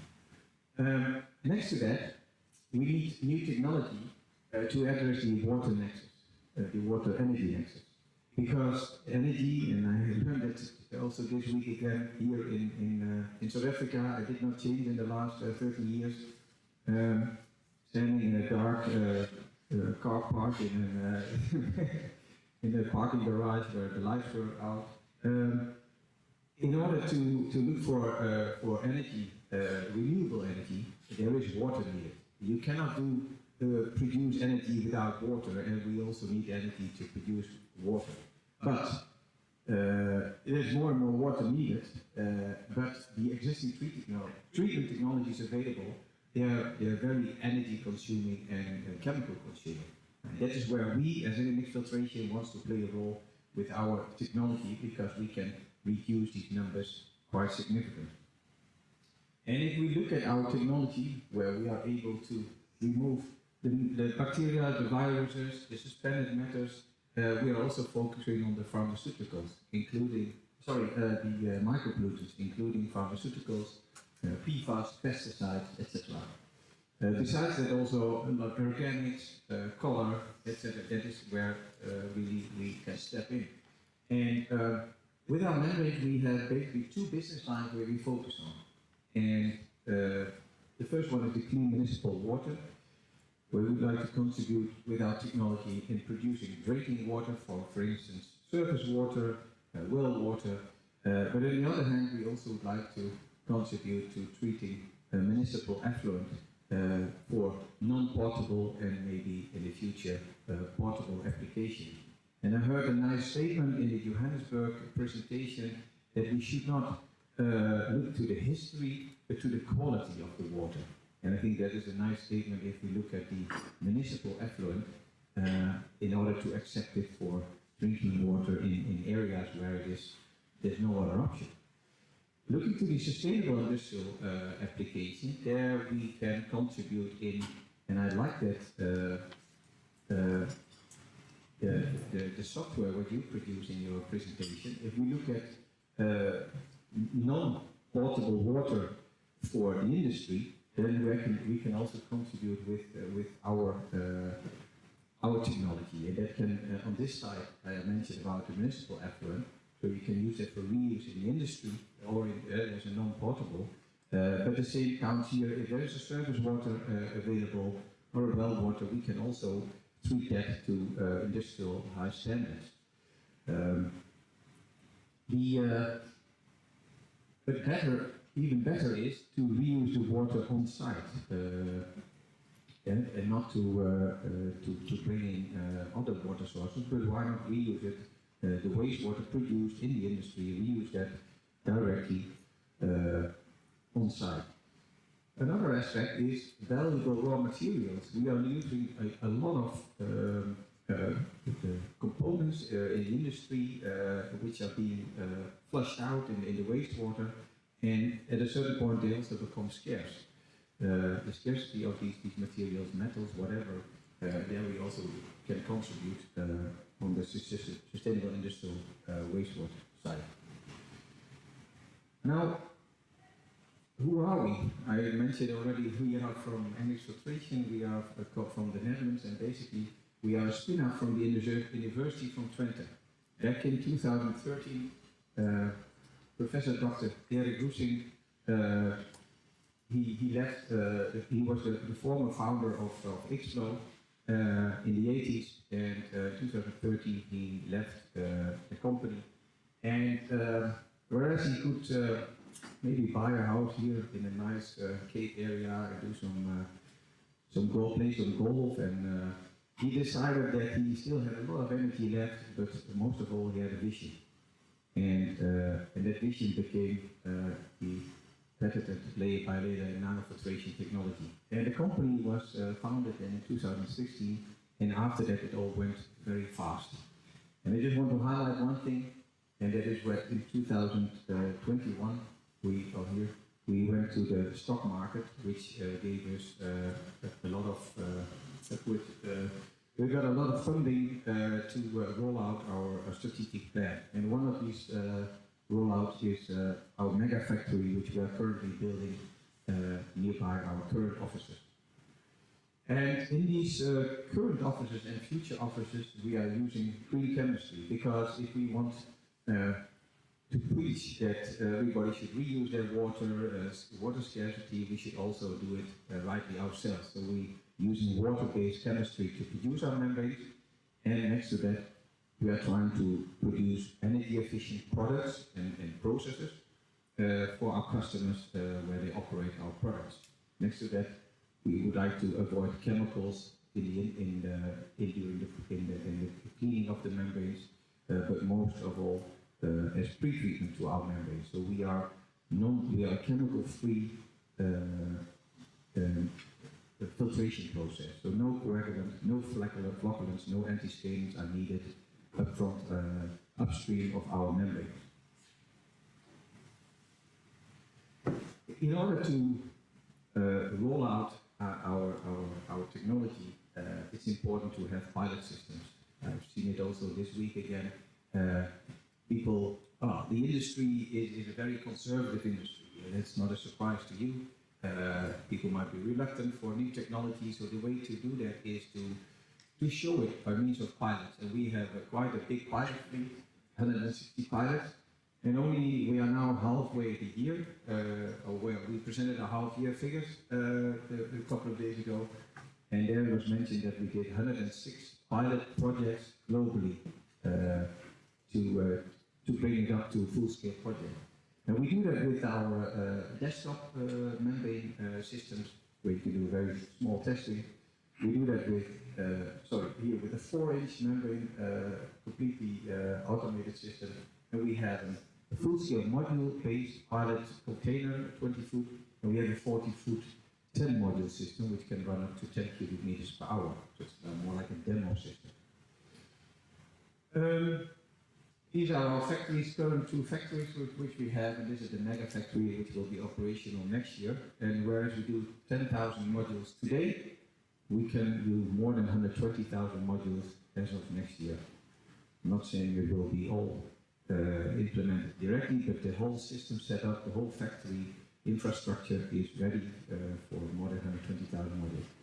So we are ready for some good big projects also here in South Africa to support you. Because we are not shy, we really speak out. We are proud of what we are doing, and if we want to support, and it was also recognized not only by the investors, by the way, when we went to public, but also it was recognized by some nice awards which we have received. And I have to say, the most proud part here for me is that we were competing with the big boys, the real big boys in the market, who were also having big projects, or the Breakthrough Technology Company of the Year. And with Global Water Intelligence is one, Blue Tech. We were included in the UNEX Tax Leaders, and Foster Sullivan, and lately, beginning of this year, an reward in China. So that's giving us additional energy and confirmation of that we are doing the right things. What also is a confirmation of doing the right things is that big players also found us around, not only in Europe but also around the globe. So we have both pilot projects but also full-scale projects already lined up or implemented with big players everywhere in the world. Now, why is it all so special, this product? Why does it give this energy? So I was mentioning about Eric Roosing, who had this vision about a new product. And we have hollow fiber products in the market for many years, but even longer than that, we have the spiral wound products. And actually there is a small gap in between. And that is where he jumped in and said, we need to have a hollow fiber nanofiltration product. So we should basically combine both worlds, the good parts of both worlds, and bring that into one single product. So the unique output quality of a spiral wound product combined with the operational easiness and the influent fluctuation easiness of an hollow fiber product. So basically, we all know that the spiral wounds need proper pre-treatment. They are very sensitive to organics, to suspended solids, and even more, they are very sensitive for chloride. Whereas a hollow fiber product is very flexible in suspended solids, turbidity, you can run to very high organic levels, and it is resistant to chloride. So we developed a product who can do both. It has a good output quality, and it is resistant, and it can have high levels of suspended solids and organics in the field. That also means that you need very little pre-treatment steps, whereas in the spiral products you need different kinds of pre-treatment steps, and that's not necessary with a hollow fiber product. So it looks exactly as a hollow fiber product. So it's a module, vertical positioned, inside-out filtration, multiple fibers potted inside an housing, as you are known today from any hollow fiber product if you have experience. And here you see a fiber where you see the layer by layer on the inside of the fiber, because we have an 0.7 millimeter fiber, and we feed the water from the inside and it permeates to the outside. So the filtrating area is here.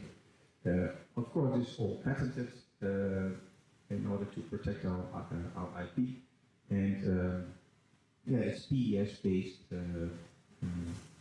product. I mentioned about the pre-treatment. You see here the whole spectrum of possibilities depending on your feed water, the type of feed water, the source you have. But what is quite common is that if you have a spiral wound nanofiltration or reverse osmosis, you need a kind of UF, MF product up front.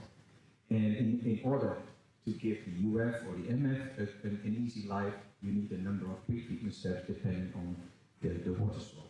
Whereas in our situation, we can deal with very simple pre-treatment steps, like a backwashable sprayer, a drum filter, or in some cases a sand filter if the suspended solids matters are too high. What I also want to emphasize is that in many cases they use RO because there's no, they think there is no other way, and they will take out all the minerals out of the water, and they need to remineralize the water. And in our case, it's not necessary because the majority, 95% of the monovalent ions will run through our membranes. The only thing where we can contribute to is the divalent or multivalent ions, and we will only polish like 5 or 10% of the monovalent ions. So that will always, it will all run through the membrane. It will not end up in your concentrate, and that's also one of the reasons that anti-staining is not necessary with our membrane.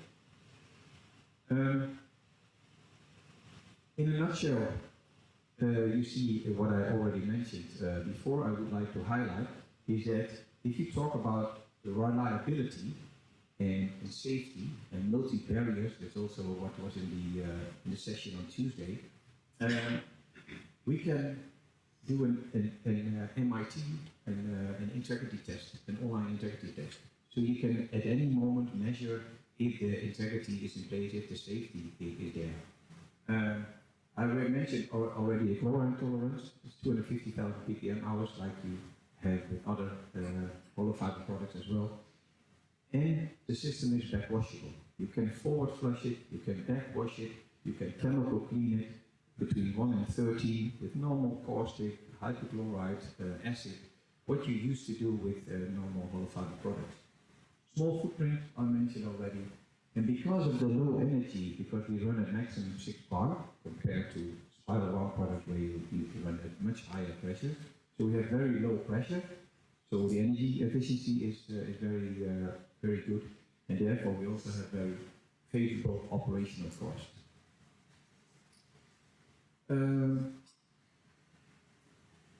Besides nanofiltration, we also do ultrafiltration and microfiltration, but I will focus today on nanofiltration. And we have two kinds of nanofiltration, the 400 Dalton cutoff and the 800 Dalton cutoff. Whereas with the 800, we mainly focus on applications where organic removal and color is the majority of the goal. Whereas with the 400, we can really make a deep dive to remove the micropollutants, including PFAS and pharmaceuticals. It's all patented, and we do everything in-house. Everything happens in Holland, producing fibers, producing the modules, doing all the quality checks. Everything is what we can do there. I have a few, am I okay in time? Yeah. So I have a few applications lined up to inspire you a little bit. And of course there are many more applications, but I had to select a few.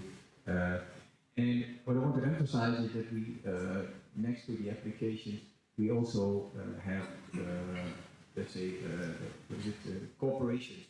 And one of the corporations is that the KWR, the Dutch Research Institute, I have a slide there later on. It's an independent organization who is really into to see how we can remove PFAS, because PFAS really becomes a big issue in Europe. We started to get the legislations started to come up, And another thing is that we have this European Innovation Project where we work together with Acciona also on eliminating emerging pollutants. So a lot in that area.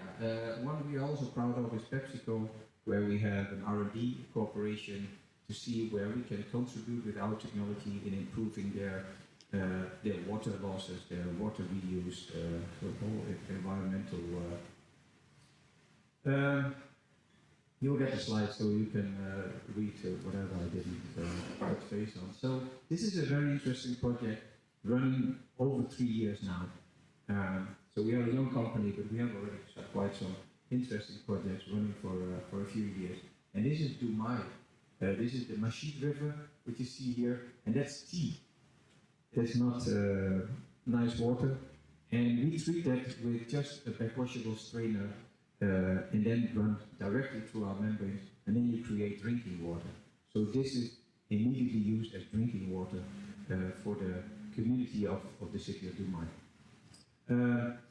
Mainly humic acids in the water and suspended matter. And we do that with our DNF18 module. I mentioned that for color organics, that is the chosen product. It's more open, so you can run higher flux levels, and therefore we use that product. And we remove more than 95% of the color from the water, and that's quite remarkable. 80% recovery because we run in a cross flow, so we have a little bleed stream like you used to with the spiral products, and the velocity over our membranes is about 0.3 to 0.5 meters per second, so very low cross flow.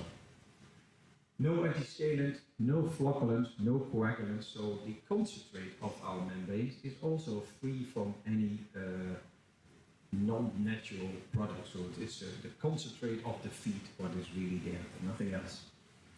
It was also rewarded with the distinction Water Project of the Year award this year, so proud of that, and it's running quite nice.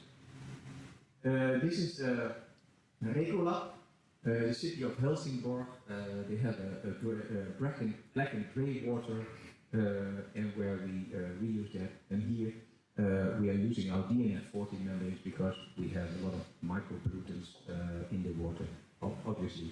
And so it's an urban waste stream in a residential area, Ozium Hannen, and that is where we apply our membranes and we reuse that membranes. It's part of the B-side project. And it was the wastewater project of the year, so very nice project. More than 80% micropollutant removal, and we are running at over 80% recovery overall in the system. This is what I mentioned before. This is with the KWR, and we do a lot of research ourselves. I mentioned we are part of the university, spin-off of the university, so we have a very good relationship with both the Saxion Hogeschool, which we have, and the university. And they were mainly focusing on the PFAS 20 and the PFAS 4, because that is a part of the EU monitor that will be regulated in the near future. And we were able to remove 94.7% of that measurement. And the PFAS 4 is a regulation what will come up in Sweden. Scandinavia is very upfront in this legislation, and there we were able to remove 94.6 of the PFAS. And the good part is that they have introduced the different PFAS injections in both surface water as well as in wastewater, in municipal wastewater, because so it was not on a lab scale version, as you can see here. It was a real case, and there you can also monitor the effect of the normal wastewater to the PFAS, and not that it's a clean water with PFAS. So it's a real simulation of the reality. Last but not least, industrial wastewater, paper mills, highly consumers of water, and this company really wants to reuse their water, So we started with a demo plant, which you can see here with 8 or 10 modules. And we first did a pilot test. Now there's a demo plant, and the idea is to install a capacity of 550 cubic meters per hour in the near future in order to fully recover their water, because they want a ZLD process. They want to fully recover all the waste streams. We're running at more than 90% recovery and a nice flux level of 25. So that is, in a nutshell, our company, our introduction. Yeah, more than happy to answer some questions. Thanks.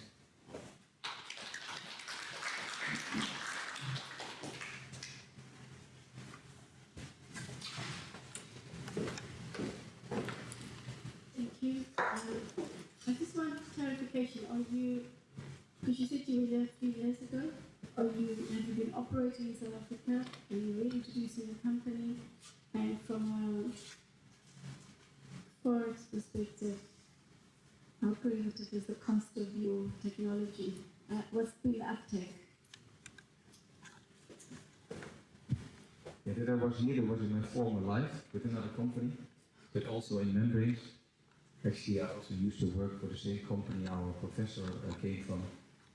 Water world is a small world, so we all run a bit in the same company. So I used to do ultrafiltration technology in these days. In compared to cost, I also heard the word cost before. We want reliable system. It should be energy, low energy, low chemicals, and it should not be expensive. And the water cost, by the way, is also very low, and energy is very low, and sometimes we have no energy. Yeah, that's a difficult one. Hollow fiber products are more expensive than spiral wound products already for many years, and our hollow fiber products are also not cheap. But if you compare it to the overall system with the pre-treatment, with the energy consumption, the chemical consumption, then we are very competitive. So in CapEx we might be higher, but in OpEx, and if you compare it to one-on-one, the one product to the other, we are more expensive. But if you took the overall investment, what you need, then we are quite competitive. Yeah, can I say a follow-up? The intelligence behind making it more affordable is probably by using it's almost like your export credit agency, the same thing. So we work with the Netherlands, and that we access the technology and suppliers through the Dutch, through the government links, and by accessing that, they also support funding into projects, as long as we use the supplier from the Netherlands. Yeah. I'm aware of that from other regions. My project was also financed by the World Bank, so that also helps mainly the local integrators to finance the project and not to get the cash flow of the company. So we are aware of that, and we are very interested also for South Africa to make use of that. Yeah, thanks for that. You can ask me. No, it's further away. I think she was trying to say we have a working relationship, our government already, with the Dutch government. So you need to actually hear how South Africa can benefit by the costing model that is ongoing, because they will help fund if we use your technology from the Netherlands because of that working relationship. I wanted to know, how long have your pilot scale or implemented scale projects that you've shown, how long have they been running in terms of the reliability over a time period, because sometimes for 5 years everything goes fine, and then Do you have any South African case studies at the moment that you can say that they are using your filters? And my third one, I'm interested in your log reduction of viruses and bacteria and what you specifically tested, and how reliable over the long term is that? Running time, pilot, full scales. Full scale, the one I showed on Dumai is running for 3.5 years. That is the case study I used for this presentation. The longest one is in Hungary, an aerospace factory where we replaced the existing UF filters with our membranes to protect the RO system. Is just being replaced after 5 years. And it was not even necessary, but they wanted to keep the system. So that is the longer, and there's also our expectations. Of course, depending on the application type, in some cases it can be a bit longer, but in average 5 years, up to 7 years is what is expected. The normal, what you expect on a UF hollow fiber product as well. Pilot studies is mostly running 3 to 6 months, and that is just to demonstrate the project, to demonstrate the technology, acceptance of the technology, but also to optimize the operational conditions of the system and to measure the feed, the concentrate and the permeate parameters, what they want to remove. We did pilots in South Africa, but we do not have running systems, and that's also one of the reasons that we do the roadshow this week, and that we work with Marcy Water as local representative to really get things going. And I have to say that there's quite some interest, and if I see the presentations and the questions, then there is a lot of work to do and some challenges. Question number 3, I can answer with that we have an NSF 461 certification, which is the old Title 22, California, where we have where they measure the virus, where they inject viruses and bacteria into the water, and where I can send you some log removal results from that. Okay. So would you recommend your filter for direct potable reuse from domestic wastewater? 100%. No doubt. Okay.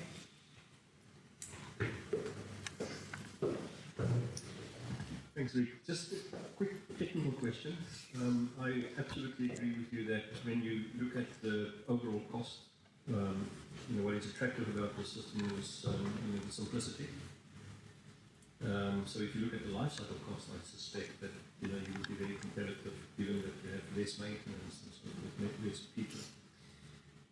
Can you give us a little bit of an insight as to the maximum levels of suspended solids and NOM that you have seen and that you can sustain in the system? Yeah, on the OPEX side, the Dumai case, I remember the number of 14 cents per cubic meter treated water, which is the Indonesian standard, that's including replacement, OPEX, well, it's a whole OPEX including everything, the maintenance, manpower. I refer to the slide where I mentioned the spiral wound product and the hollow fiber product. Because we are running in a low cross flow, levels of 150 NTU to 300 suspended solids are acceptable, and up to 1000 COD, well, hundreds of COD, up to 1000 is fine for us. 40 degrees, the normal acceptable temperatures, which is similar to every product. That are numbers what you can expect. You also mentioned oil and grease or not? Or what did you also say, oil and grease or not? And natural organic matter. yeah, okay. So that is COD, fine. So we like COD actually. We like color COD. Everything what you don't like here in the water, what we also don't like, we like to remove them. Because there we can give the added value, right? If there's hardly anything in the water, then we cannot contribute. Anybody else? Thank you very much.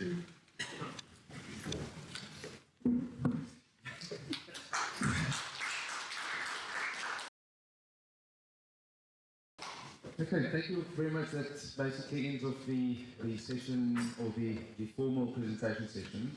We're changing direction again. We now have a panel type discussion, so it's informal, it's an on the couch type discussion. So we'll have two panel members in the front. I'll act as a pseudo moderator, ask a few questions, start the conversation. But we also, as we talk, please feel free to add in, chip in, maybe just ask a pertinent question at that point. So yeah, Rick, I'm rushing you back here again, please. Rick will join us on the panel, and then we've also got Wimpy van der Merwe, who is currently the Chief Technical Officer for Proxer Water, and the MD for George Proxer, joining us on the couch. And yes, as I said, please make it interactive. We're going to try to keep it nice and comfortable. So, Wimpy and Rick, if you can join us on the seat, please. Comfortable. Good. Okay, so we've had a few discussions this morning, and we're going to try to touch on various aspects. And obviously, this will also inform the discussions, aspects that you guys would have heard, you'll bring into the discussion now. But I think the one aspect which we didn't necessarily pertinently touch on this morning was on the aspect of what is, at this stage, a better priority. Is it to look at industrial reuse or municipal reuse? Where is a better place to focus? And Wimpy, I'd actually like to put that straight into your lap. We've got industrial reuse, we've got municipal reuse. Where do you see things going? Where do you think priority should be? What do you see in the market? Yes. Thanks, Derek. Is it working? Yep. Whereas what we see in the market is that definitely there's a significant trend that we're picking up in industrial use. For a couple of reasons. One being cost. We're seeing that with energy costs and with general inflationary pressures on water, the cost of raw water is increasing significantly. And then, of course, if you have effluent industries that to pay for the effluent as well. So we've seen that as one of the drivers. In the last 3 to 4 years, we've seen a massive jump in industrial use, mainly because of the failure of in municipal infrastructure. And we've had a number of clients that had to either relocate their factories because there's no municipal water or effluent capability anymore, or where companies had to basically take over the municipal infrastructure in order to protect their production. So I think industrial reuse is happening, and we are seeing that in the food and beverage sector. We're seeing that in petrochemical as well as in coming to municipal reuse, I think we have the public participation processes. We have the YAC factor. We have there's a lot of water to flow under the bridge before it will happen, I think, on a large scale in South Africa. I think internationally it's increasing. I've read an article recently that says that treated sewage reuse is actually growing faster than seawater desalination. One element, I think, and this is not for me to say, but for the policymakers, is where I think you could look at the situation when you do town planning. To do your sewage works in a way that the water is reused not for potable purposes but for an industrial cluster. So do your town planning from a holistic perspective, so that you can use your fresh sources for human consumption and then reuse for industrial sector. Those sort of thinking processes. That will be similar to, I think it was the project that Catherine was referring to, that Mondi Sapi with Itiquini project in Durban. Or not? That is a typical example where you have an industrial sector or an industrial cluster that is using effluent recovered from a general municipal infrastructure. But I'm thinking actually when you do new town plans, think holistically when you set up a new city or a new living area. Interesting. Thank you. Rick, from your perspective on in Europe, what do you see there in industrial versus municipal? And then also what do you see as the stumbling blocks for reuse through your travels and experiences? It was already mentioned a couple of times, the regulations. The stumble block is like a negative word.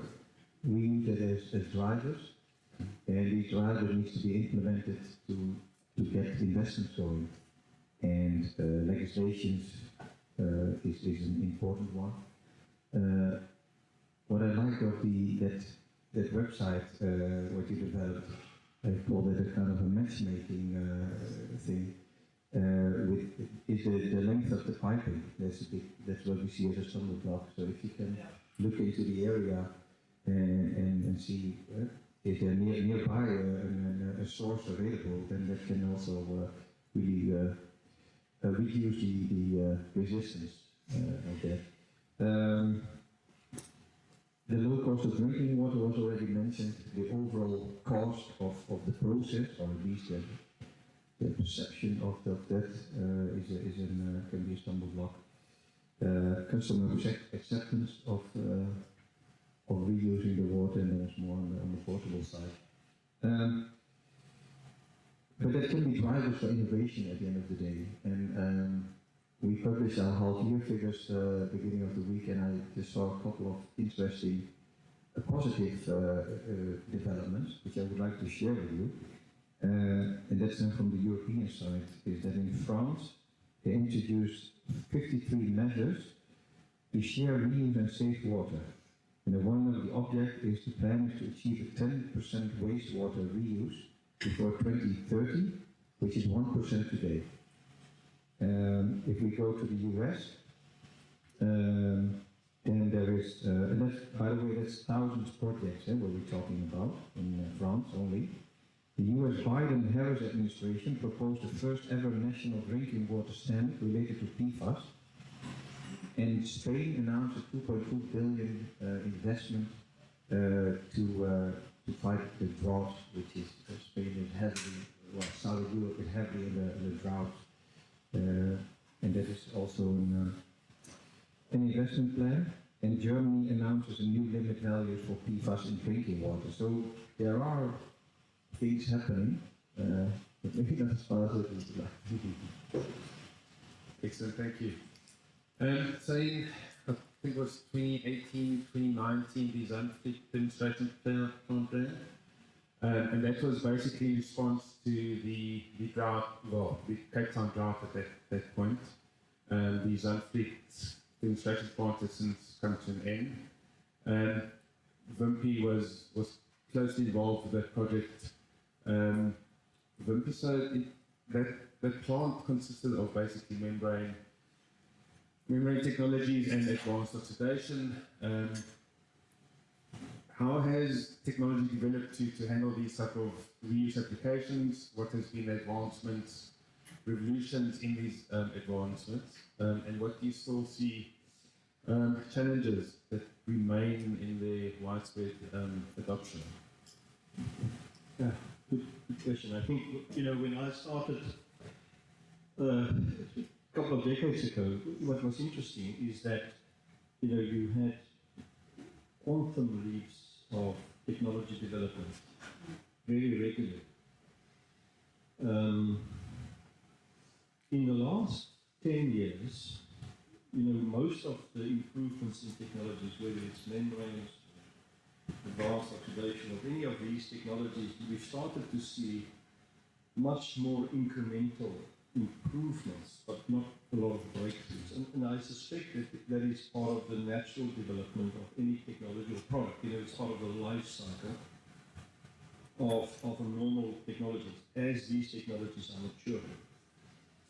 And I think we're seeing other elements of a maturing type of technology adoption in that these technologies are starting to migrate or converge on common product offerings, in terms of the shape and the size and replaceability and so on. So we are ready, I think, for the next sort of quantum development, and we haven't seen a lot of that lately. I think the product that Rick is presenting today, is taking, is one of those sort of elements. But I think what is the innovation in Rick's product or in NX product is it's combining existing know-how and technologies in a very innovative way with key unique properties. So we're watching the space of graphene, and we're watching the space, all of these sort of breakthrough ideas, but that I think is a couple of years off. I think that the main challenge, you're asking about challenges, I think the main challenges for us in a developing country, whether it's Argentina, or whether it's India or South Africa, I think developing countries does not necessarily have a culture of good maintenance. We like new things, and then we let it go. And that, I think, represents a big risk when it comes to reuse. And I do think, in fact, what's happening, and that is that the regulators and the authorities are exploring different business models. There's a lot of space for public-private partnerships. But I do think, these technologies are not to be left to their own devices. You have to manage it carefully, you have to maintain it, you have to monitor it. So if you ask me about that, So thank you. Please feel free if there are any questions. Just, please. I have a couple of comments and questions. So it was interesting that you mentioned industrial wastewater is or reuse is on the up. But I wondered if you knew whether that was large JSE listed organizations, in the sense that they are driven by international legislation that would force them to reuse potentially. So they are faster on it. And I just know it as part of a paper that we've done. In terms of their risks, they are the only ones that's starting to list these issues. So I was wondering that, and then you just said, the newer technologies, etc. I was wondering also, yours is quite high-tech in the sense of a developing country, and therefore the costs, but your maintenance is less, which is a great plus. I'm thinking about low-cost new technologies and circular economy, because yours doesn't yet speak to the circular economy in terms of you treat and fantastic, you get a way better product. But I think we need technologies that would work towards the circular economy. And then I just wanted to make a comment on industrial parks. We have brilliant literature in South Africa on the development of such parks and these industrial zones. But when you actually go and investigate how many of these exist. So there's a document that states that these should be developed. In a sense, South Africa partly developed like that because our industries are not within in the urban areas. We have industrial parks. But again, the development in the end happens haphazardly, and I agree with you on your comment about the planning of a new town. It doesn't need to be the whole town. It needs to be the industrial park needs to be developed so that the industries are already linked up in terms of your wastewater can be my asset, in terms of I can reuse your water, and a centralized treatment plant for that industry in terms of your filtration units used so that it's already cleaner water, but it's once off clean water abstracted, and that industry should be the most potable need in a sense, and they pay larger amounts for that water, and then you take my effluent off me after he treated it with his filter, for example. Any comments on that? I can comment maybe just, I agree with you that if you look at especially large international companies that engage with the public, in other words, a brand sensitive company like Nestle, you know, or someone, they would be driven by corporate governance to drive these and green. You know, I think every application is unique. I think every application is unique. We've certainly worked with a lot of listed companies globally on reuse, and then on a number of private companies, you know, they do it for different reasons. They just do it for security or for availability or something like that. I want to touch on the, before I hand over to Vic, I want to touch on the circular economy. Water treatment is good. The challenge always is what do you do with the stuff that you take out? You know, sometimes when you do mine water treatment, we have one application where we take 200 tons of iron per day from the water. That's just the iron. It's not the sulfate, it's not the sodium, it's not the chloride. What do you do with 1,400 tons of iron after 1 week? So the challenge remains to design the process so that, you know, you can approach the idea of reuse or circular economy. But you always have this commercial overlay, the financial due diligence, the cash flows, and so forth to make that worthwhile. The example what pops up for me is the international or the pressure from headquarters that they need to reuse water. That is also why we have this R&D cooperation with PepsiCo, for example. The worldwide, and that could accelerate the implementation of new technologies, but also reuse in general in the country. Because then the legislations are not demanding them to do it, but then it's the headquarters who is telling them you have to do it. Another example, for example, is that the customers of the factory are demanding them to use only so many liters per square meter of jeans. And if you talk about the textile industry, very big, highly polluting wastewaters. And you see that in Europe, Turkey, for example, but also in India, Bangladesh, where they're really getting pushed by the Tommy Hilfigers and all these guys who will really pay visits and ask for that information. But there are good drivers for companies like us, for example, and Rockstar to implement these projects.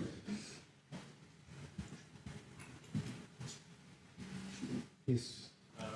So, just it's maybe not a direct reuse application, but because of the nanofiltration capacity, you are injecting divalents and multivalents and slipping monovalents. In the mining sector, especially, your divalents are typically either from a hardness or scale formation potential. Have you tested your NF membranes in almost like a kidney fashion, where you would, on a side stream, basically scalp your multivalent ions to maybe on a big circulating load, you would take a small portion, say 5% of the flow, and then just continuously lead off those multivalents. What I'm asking is the rejection on the multivalents. Are we talking 90% or 80% on the multivalents, or what is the rejection there? Hardness and sulfates are specifically high. Yeah, it can be that high, but it's a bit depending on let's say the composition of the wastewater, and also sulfates we can remove quite well, but in what form is that sulfate connected, and that is depending, but our simulation software, what we have available, can give very good output. If we have the cocktail available, then we can make very easy simulations and show you what the retention is on the individual ions itself. But the idea on itself, I like it very much. We also see it in the glass houses where we would like to recover certain, how do we call that? The feed for the plants with the drugs, the nutrients, yeah. That they also would like to. There's a kind of a pollution then if you recycle it, and they also want to recover or take out certain parts from that water. Otherwise, they kill the plant. And it's the same similar idea what you just described. But if you have an example, we're more than happy to run a design for you to give you some feeling on that. But 70–80% are the numbers, and yeah, if we can go higher, that's depending on the composition. Zach, you had a comment? I've got one for Murphy, just to, in terms of the trend in South Africa, so you're talking about the industry or industrious area being more in the reuse, but with the specifically Cape Town, was that more nationally, or because my question is for Cape Town with the migration happening in the private residential sector, we find that when we deal with council in terms of our capacity reports to say, look, can this development, handle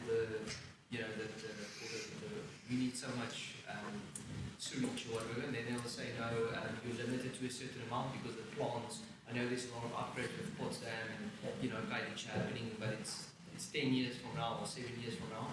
So now they say, look, you can put on a plant, so using Rick's technology here is great and all, but what is the trend going forward? Are we expecting more of that in the region, specifically Cape Town? Because currently, just in the Drakenstein area, there's about 10 developments happening now, and they're all kind of stuck there with their capacity. It speaks to regulatory drivers, like Rick is saying. I'm not a specialist there, but what I do understand is that in the Western Cape, any new property developments now have to be, or in certain areas, some of them have to be off-grid in terms of municipal, in terms of electricity. So you have to essentially start off self-sufficient. The trend, I think, is definitely that, there's a driver, even in the Western Cape, to reuse a lot. The problem that I do see, though, is that works against the interest of the municipality, because the municipality will lose revenue. So what will happen potentially in that case, and I don't know what how government will think about this. Will they just raise taxes on a different level? Municipalities are under increasing pressure because nobody, the purchasing of electricity is coming down, and electricity is a major revenue source for municipalities. So I think it's going to be a very dynamic, very interesting space to watch. Yeah. So upwards. Yeah, upwards. I think definitely more. Can I ask a question? Sure. I want to ask a question to Rick.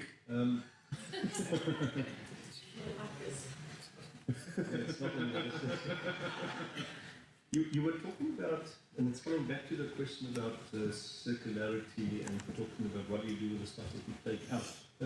When you deal, I'm very excited about this PFAS treatment because we're seeing a lot of that, but not in South Africa. I think South Africa PFAS will be a long time before it comes issue here. But what happens with the PFAS once you've taken it out? Now it sits in the wetting tank. Where does it go? Oh, I never had that question before. Yeah, I think with every filtration technology the same. You take something out of the water, you get excited about it, and then, and now what? With PFAS it's a little bit difficult with micropollutants. If you're in municipality kind of style, you can send it back to head of works, you can do some oxidizing technologies to at least not build it up too much. But with PFAS we see also, and that's interesting, some new innovations who are jumping into that field of treating the concentrate. And we are in contact with, well, basically we can very simply say, well, that's up to the OEM, the system integrators. we deliver the membranes, we tell you how to operate them, and well, good luck with the concentrate. But we see that also as part of our responsibility and the whole chain of treatment, the success also of the whole system. So there needs to be some also new technologies jumping in to treat that part. Because you cannot simply say we do that with a secondary system that you can get a kind of ZLD kind of stream. Let's see, Mary, I just want to Wimpy actually ask a question to start his own conversation again, because I actually want to know. So the analytical capability of the Zandvliet plant was obviously quite important to determine the success of a demonstration plant. And if I'm correct, you actually developed some analytical capabilities in order to cover the emerging contaminants. So, yeah, can you advise on some of the advanced analytical techniques that maybe weren't available or that you had to look at or bring in, and which contaminants were introduced due to their concern of emergence? It's pity Leslie is not here. I think before I answer the question, maybe I can just put a bit of perspective to it. When we were first asked to do the project, it's a phenomenally interesting project. It's of course Namibia has been doing it for 50 years. It's been going on research in California for 25 years. Australia's doing it, Singapore. It's not a new idea. But we had to demonstrate it at utility scale for Cape Town, and we did it at a 10 million litre a day scale, where we took sewage from the Zandvliet plant and created potable grade water for direct potable use. And we then dumped it into the river, go to sea, because it wasn't part of, it was part of the public participation process, the demonstration process, and so forth. So after the excitement of the job actually stopped, you realize, and this is a personal experience, that my son lives here, 5 kilometers from here. He will drink that water, and that puts a very, very different burden of responsibility of what we're aiming to do. And so the way that we started to do it, after the plant was built,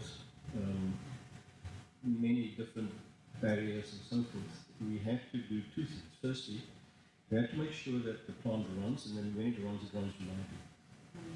So we had to have online measurement techniques to act as an early warning if something goes wrong. And then the second is that we had to essentially analyze for the contaminants of emerging concern. And in South Africa, we have 1 or 2 university laboratories that can do it, but the time is about 6 weeks. And if you send it to Europe or the States, it's about 3 or 4 months before you get the result. So what we had to do is to develop the capability to analyze for that, and to do that within 24 hours. So instead of 6 weeks, we had to set up the facility to do it quasi online. And how we did it was through a series of progressing qualification steps. So the first was to scan 4,000 known contaminants in sewage. And then from that, with the city's scientific department, identified 250 target components. And for these target components, we then selected about 15 key indicators. And on these key indicators, we then had to get qualification for the results and the methods. And this was done through both European and American and Australian laboratories. So we then qualified the laboratory, the methods, and so on. And another interesting thing is that we needed to analyze down to parts per trillion, so 7 parts per trillion of estrogen, which is like 1 molecule in an Olympic-sized swimming pool. How do you catch that molecule? So it's not only about the analysis, it's about the sample component, it's about chain of custody, etc. a very, very, very interesting project. The facility still runs.